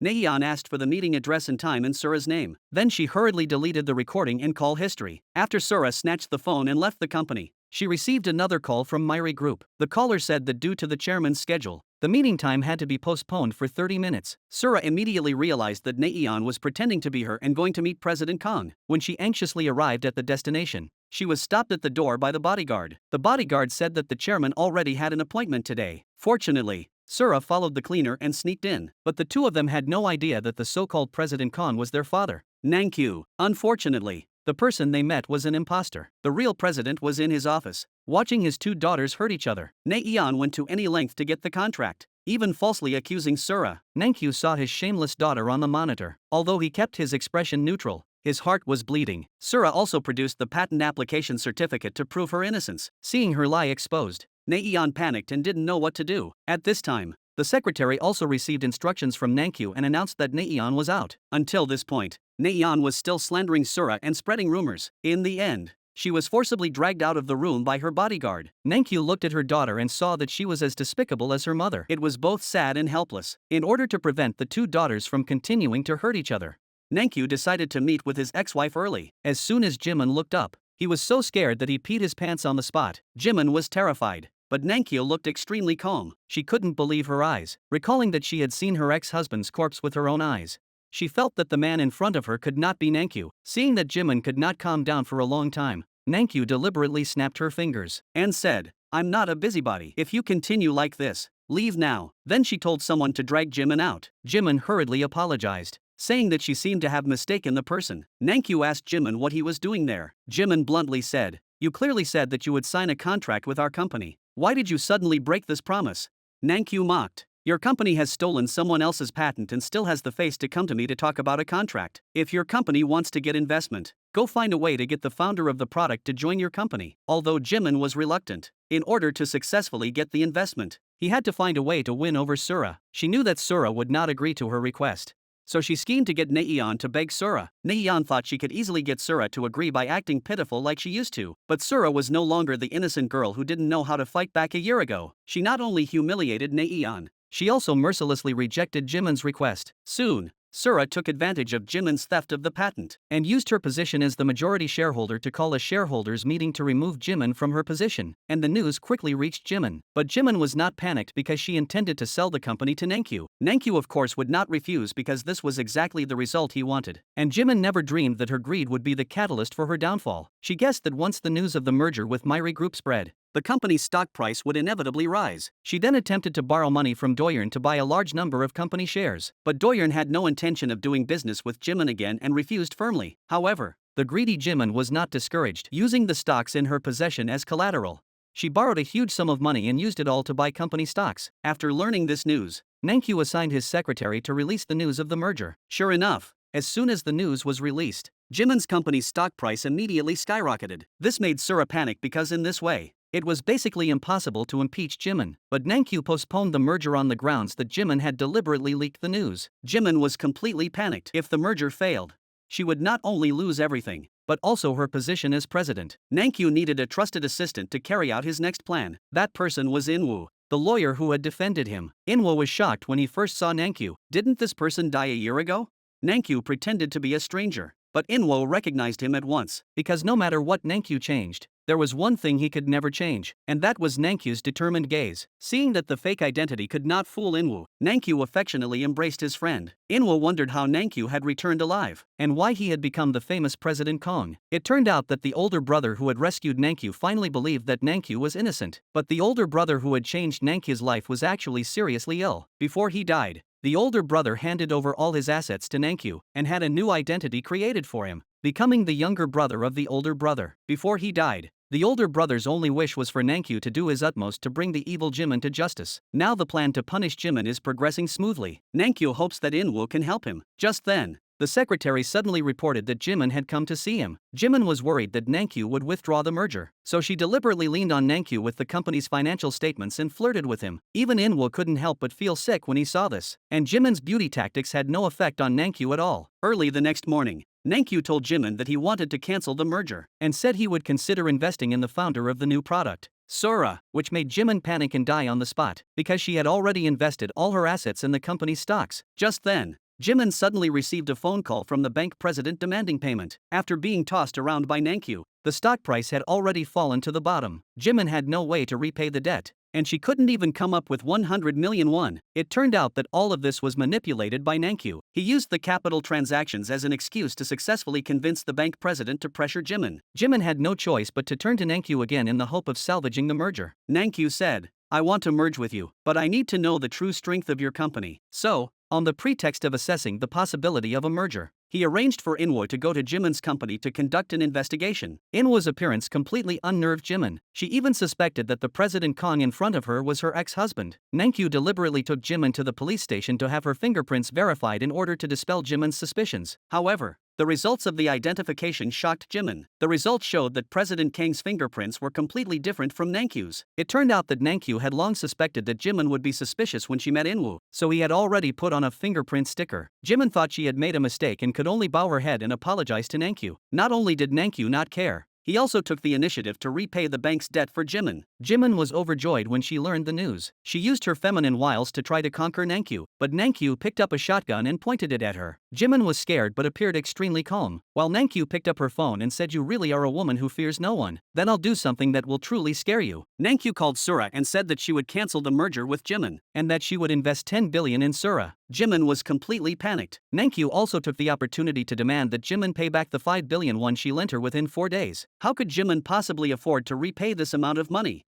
Nankyu took the opportunity to say, "I heard that you have a lot of company stocks in your hands. If you don't have the cash, you can use the stocks to pay off the debt." Inwoo, who was lurking in the company, used his rights as a lawyer to collect a lot of evidence of Jimin's embezzlement. He also handed the evidence to Sura. 4 days later, Nankyu came to Jimin unceremoniously to collect the debt. Jimin tried to stall by saying she was preparing the documents, but Nankyu didn't give her a chance. He even had a lawyer and contract ready. Jimin had no choice but to reluctantly sign the contract. Soon after, Nankyu held a merger inspection report meeting. He withdrew the proposal to merge Jimin's company on the grounds that Jimin's lack of management skills would affect the company's image. He also publicly promised to invest 10 billion won in Sura. Sura took advantage of the situation and held a countermeasures meeting as the majority shareholder while the shareholders were present. Nankyu knew that Jimin was completely finished this time, so he let Inwoo out of the meeting with tact. Sura pointed out Jimin's embezzlement in public. Not only had he used company funds to travel abroad 11 times, but he had also used company funds to purchase a large number of properties without authorization. In addition, he had abused his position as the company president to create many positions, and wasted a large amount of personnel expenses. That was why the company had fallen into a vicious cycle. And seeing that the shareholders were all indignant, Jimin could no longer sit still. It is utterly ironic that a person without a conscience can swear with a clear conscience. Sura said that there is only one way to save the company, and that is to deprive Jimin of the position of president. Jimin is still trying to argue, hoping to turn the tide with his mouth. Sura handed the evidence collected to the shareholders one by one. Jimin angrily grabbed the evidence and tore it to shreds. Facing the unanimous impeachment of the shareholders, Jimin could only pretend to be calm and leave the company. Soon she was kicked out of the company. Not only that, but all of Jimin's family property was also seized by the company's legal team, demanding that she repay the embezzled public funds as soon as possible. It turned out that in order to push Jimin to the brink of desperation, Sura not only seized all of Jimin's property, but also restricted her right to leave the country. Now Jimin was completely destitute and fell into a state of insanity. However, at this point, Jimin still didn't want to give up her life as a person above the law. She tried to win over an acquaintance, the counselor. to achieve a reversal of her life, and this counselor is Inwoo's father, which will make it even more difficult for Nankyu to punish Jimin. The next day, Jimin blocked the way of the counselor and immediately took out a piece of paper, in fear that if her crimes were revealed, the counselor would also submit obediently. However, the reason why Jimin went to such great lengths was to get close to the counselor parked next to her. It turned out that the two were competing for the election of senior officials. Under Jimin's threat, Counselor Choi said that he would withdraw from the election, not only promising to fully support Counselor Park, but also respectfully pouring a drink for Counselor Park. In this way, the scheming Jimin easily leaned on the big tree of Counselor Park and took the opportunity to cry about being kicked out of the company, deliberately slandering Nankyu and trying to take over for him, and being framed and losing the company because he didn't agree. With Jimin's superb acting skills, Counselor Park immediately looked incredulous. Then Jimin said with grievance that President Kang even pointed a gun at her. It was shameless to the extreme. She actually used such despicable means to gain the sympathy of the counselor. In order to firmly hold on to this big tree, Jimin once again used the beauty trick. She asked the counselor to go upstairs for a cup of tea, but as soon as she entered the door, the counselor was shocked by a red note on the table. Jimin then took the opportunity to lie and say that this was all a means used by President Kang to destroy her. She even deliberately showed the counselor some threatening photos. Jimin pretended to be innocent, saying that President Kang harassed and threatened her every day. This shameless manipulation also made the counselor sympathize with and trust Jimin. Subsequently, the counselor found Nankyu and warned him not to harass Jimin in the future. Nankyu kindly advised him to stay away from Jimin. Unexpectedly, the counselor accused him of threatening him. In the end, the two parted on bad terms. Nankyu also realized that the counselor had been completely confused by Jimin, and Jimin, in order to make herself the wife of a high-ranking official, instigated counselor to run for the Seoul mayoral election. Counselor was still intimidated, but in the end, he could not resist Jimin's persuasive words. In order to achieve her goal, Jimin not only helped raise 1,000 supporters, but also arranged for her secretary to be by counselor's side. Since then, Jimin has been by counselor's side every day. Inseparable. I thought my destiny was about to reach its zenith. Unexpectedly, the last person she wanted to see, James, suddenly returned to the country. It turned out that a year of gambling had already cost James all his money, and he had returned to raise funds from Jimin, as his life had just taken a turn. Jimin didn't want James to throw away his hard work, so she mortgaged Neon stocks and borrowed $5 million from loan sharks. Meanwhile, Nankyu also received the news that James had returned to the country and guessed that he would definitely go to find Jimin, so he assigned his secretary to keep an eye on Jimin 24 hours a day. Sure enough, as soon as Jimin left, he was followed by the secretary. Jimin wrapped himself up tightly and handed over the $5 million to James and told him to immediately smuggle himself out of the country. Otherwise, you will die at my hands. James was overjoyed to get the money, and as soon as he got on the ship, he was pushed to the ground by Inwoo. At this time,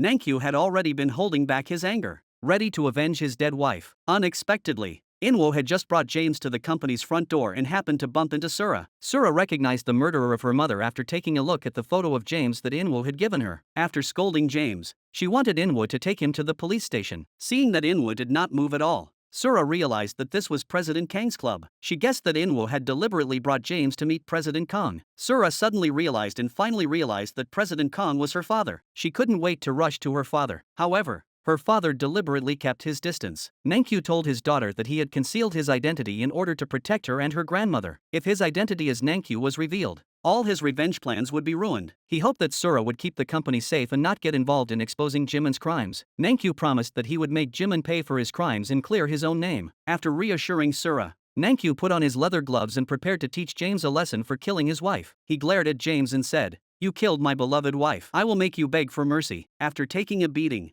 James was left half dead. Worried that he would be beaten to death, James said, "If I die, the evidence against Jimin will be destroyed." He promised that if Nankyu would let him go, he would personally deliver the evidence of Jimin's crimes. In order to quickly bring Jimin to justice, Nankyu agreed to James' request and changed him into a clean set of clothes. He also installed a wiretap and tracker on him. Before leaving, Nankyu deliberately told James that the news that we could catch you was deliberately released by someone to make you take all the blame. Now the only one who can save you is yourself. Nankyu's words undoubtedly made James hate Jimin even more, and he promised himself that he would make Jimin confess to the crime himself. Once everything was ready, James called Jimin on the phone and learned that James was still in the country. Jimin panicked instantly and hurried to the meeting place. Jimin questioned James about his face. James did not respond, but deliberately changed the subject to trap Jimin into admitting to the fact that he had caused the fake car accident and killed the person. Unexpectedly, Jimin is highly vigilant. Not only did he not respond, he also discovered the bug on James' body. So Jimin pretended to be innocent, denied everything, and tricked James into getting into the car with him on the pretext of having something to do. On the way, he used the electric baton he carried with him to stun James and successfully shake off the tailing of Sura and Inwoo. Then he quickly searched for the bug and tracker on James' body. When Sura found the tracker,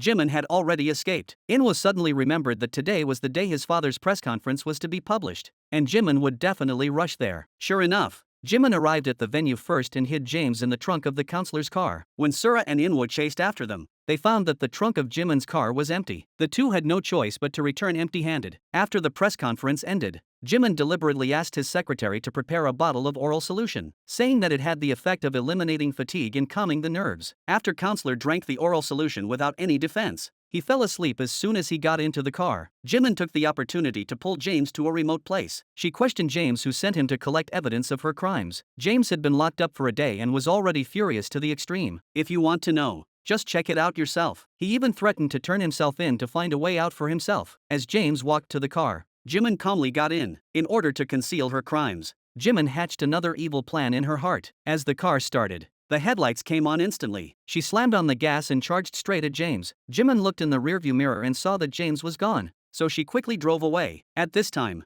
Nankyu and the others were anxiously waiting for news of James. However, the secretary informed them that the counselor's car had already entered Jimin's house. Sura and Inwoo immediately went to Jimin's house to look for James. Just then, Sura suddenly received a call from the police saying that the person she had reported as missing, James, had been found. The two hurried to the scene of the incident but only saw a cold body, and Nankyu panicked at the news, because this was the only evidence that could punish Jimin, but it was wasted in his hands. Sura learned after asking that James died in a hit-and-run accident, but because this place is uninhabited, there were not only no witnesses, but even the surveillance cameras did not find it. Inwoo immediately guessed that it was Jimin who killed James every time, but the counselor kept defending Jimin. At that moment, Sura discovered the scratches on the counselor's car. Facing Sura's questioning, Jimin immediately panicked. Unexpectedly, the counselor lied and said that he had hit the roadblock to save Jimin. Inwoo knew that his father was deliberately lying, but in the face of his father's insistence, there was nothing else he could do. He could only pray that clues would be found at the scene of the accident tomorrow. Jimin was still gloating over the counselor's rescue of her, but she didn't know that a hidden camera had already completely captured the entire process of his murder. What Inwoo didn't expect was that the surveillance footage had already been destroyed. After learning about the surveillance, Jimin sent Naeon over long before Inwoo arrived, but by the time Naeon arrived, the surveillance footage had already been destroyed. Learning that Sura and Inwoo were also looking for the surveillance footage,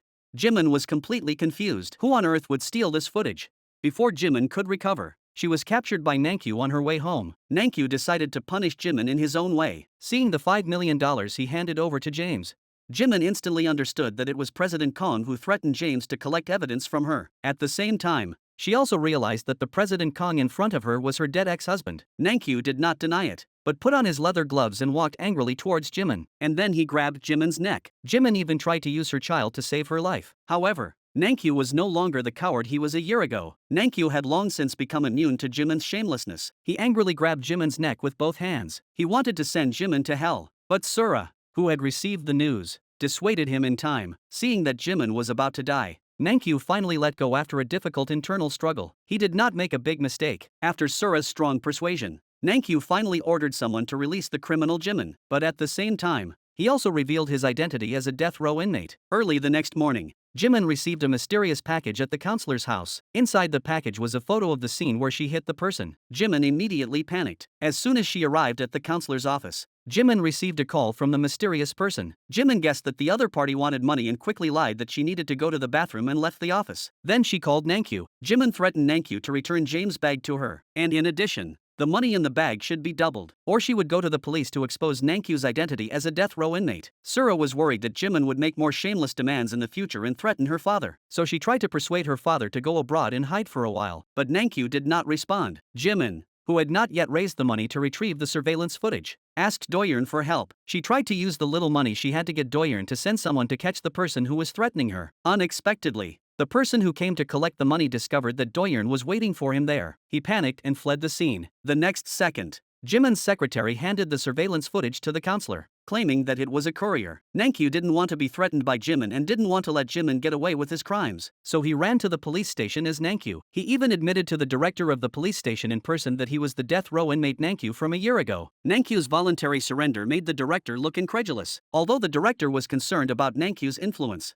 he was forced by legal pressure to send Nankyu back to prison. For a while, Nankyu's true identity spread throughout the country. Everyone around him also learned the news that Nankyu was not dead, and Jimin discovered the secretary's unusual behavior and overheard the secretary being asked for a reward. And she finally realized that it was her own secretary who had been threatening her. Jimin wanted to get back the surveillance footage but was told by the secretary that the footage had already been handed over to the counselor. So Jimin took advantage of the counselor's restroom and secretly rummaged through the office. In fact, the counselor was not asleep at all, but was paying attention to Jimin's every move. Jimin then desperately ran to the counselor's house and rummaged through it. Just as she was trying to pick the lock, she was caught red-handed by Inwoo, who had just returned. The two then argued. At the same time, Inwoo guessed that the surveillance footage was in his father's hands. At this moment, the counselor suddenly walked in. Without panicking, he opened the drawer and took out a USB flash drive and handed it to Inwoo. At this moment, Jimin completely panicked. Inwoo didn't realize that the USB drive only contained some of his father's lecture papers. The real surveillance footage had already been secretly hidden by Counselor long ago. However, Counselor did not want to continue protecting Jimin. Rather, he did not want his candidacy for mayor to be affected. After repeatedly confirming with his secretary,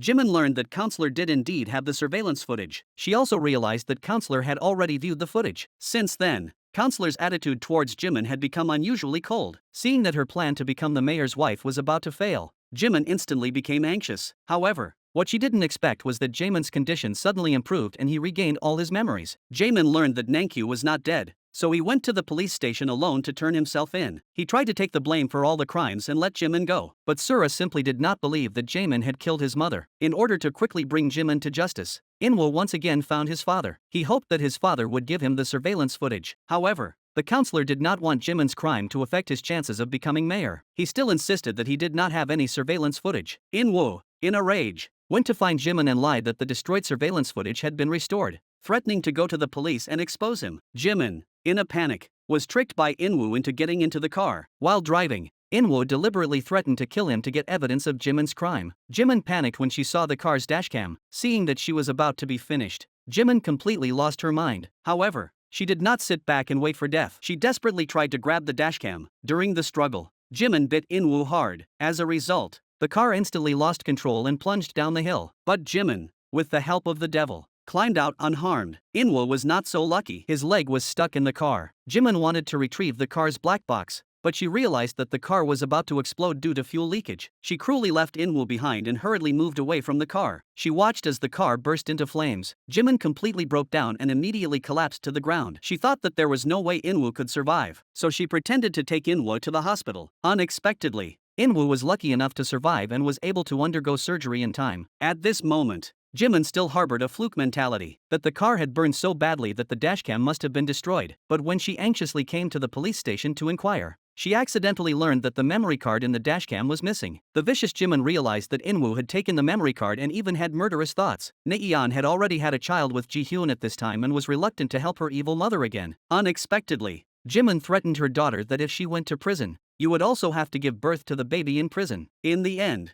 Naeon could not resist Jimin's words and secretly snuck into Inwoo's hospital room. She tried to inject the drug into Inwoo's drip. However, Naeon suddenly felt abdominal pain due to excessive panic and fell to her knees, unable to move. When Sura arrived, Naeon had unfortunately miscarried due to excessive stress. When the mother-in-law and Ji-hyun learned the news, they instantly collapsed. However, Jimin was not worried about Naeon. Instead, she was still anxious about how to get rid of Inwoo. There was nothing she could do, so she had to do it herself. Jimin is truly vicious. She did not hesitate at all when injecting the drug, and she felt no guilt. In no time, Inwoo began to feel unwell. However, Jimin's psychological strength is truly extraordinary. She killed someone's son and yet she came to the final campaign speech for counselor as if nothing had happened. She vainly hoped to become the high and mighty mayor's wife. In fact, Jimin's plot had long been uncovered by counselor. It turned out that Inwoo had already woken up after Naeon's unsuccessful poisoning the first time. He handed the memory card of the car's black box to Sura, learning that Jimin was determined to get rid of his son.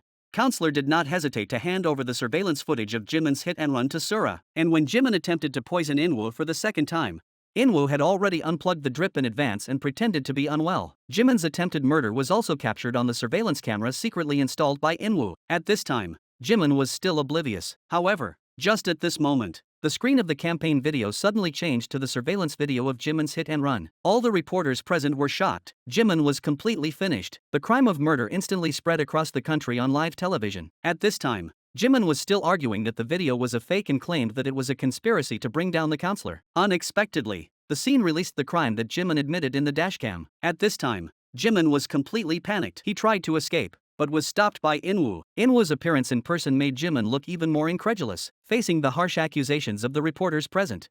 Jimin looked panicked and at a loss. The counselor took this opportunity to admit his mistake to the media, confessed the scandal of Jimin bribing election funds for him, and said that although he knew nothing about it, he was willing to take full responsibility, not only announcing that he would withdraw from the mayoral election, but also that he would withdraw from politics forever. Seeing all his plans fail, Jimin even tried to escape, but at this time, the police had already been waiting at the door for a long time, and in full view of the public, Jimin was forcibly handcuffed with cold handcuffs. However, the scheming Jimin actually tried to use his children to win the sympathy of the police officers, saying that he wanted to see the children one last time but couldn't do so with handcuffs, which would cause emotional harm to the children. It had to be said that Jimin's technique of attacking the heart was really strong, and he was finally granted the right to say goodbye to the children. However, Jack learned of her mother's evil deeds and resolutely got into the car with her younger sister. No matter how Jimin begged, Jack still held her younger sister's hand and would not forgive her mother. The vicious Jimin took the opportunity to run to the driver's seat and lock the door. She took the two children directly and fled with the accelerator. However, Jimin knew that she had no way out and cruelly tried to take the two children with her to their deaths. Sura called to persuade Jimin not to do anything stupid with the children. At this moment,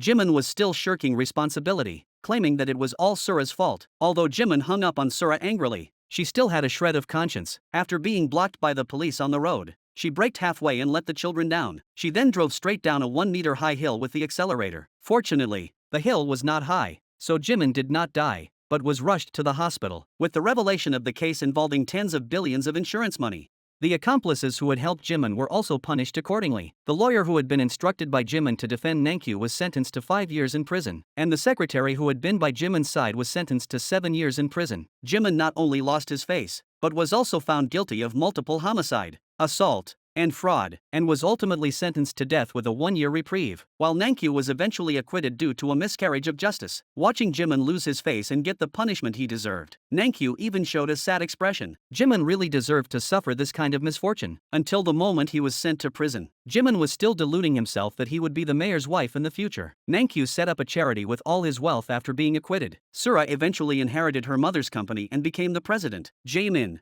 who had recovered his memory, also fell in love with Doyeon during his amnesia. Although Doyeon was sentenced to 3 years in prison for treason, Jaemin still proposed to Doyeon, saying that he would wait for Doyeon to get out of prison and live together. And Jimin, because of the depth of his sins, was haunted by nightmares all day and became insane, and waited for the day of execution while being tormented by his cellmates. Naeon also reformed under Nankyu's guidance and lived a stable life with Ji-hyun. She also received Sura's forgiveness. Inwoo also finally got the girl. He and Sura were finally reunited as a couple. Well, that's the end of today's story. Thank you for your support and company. See you next time.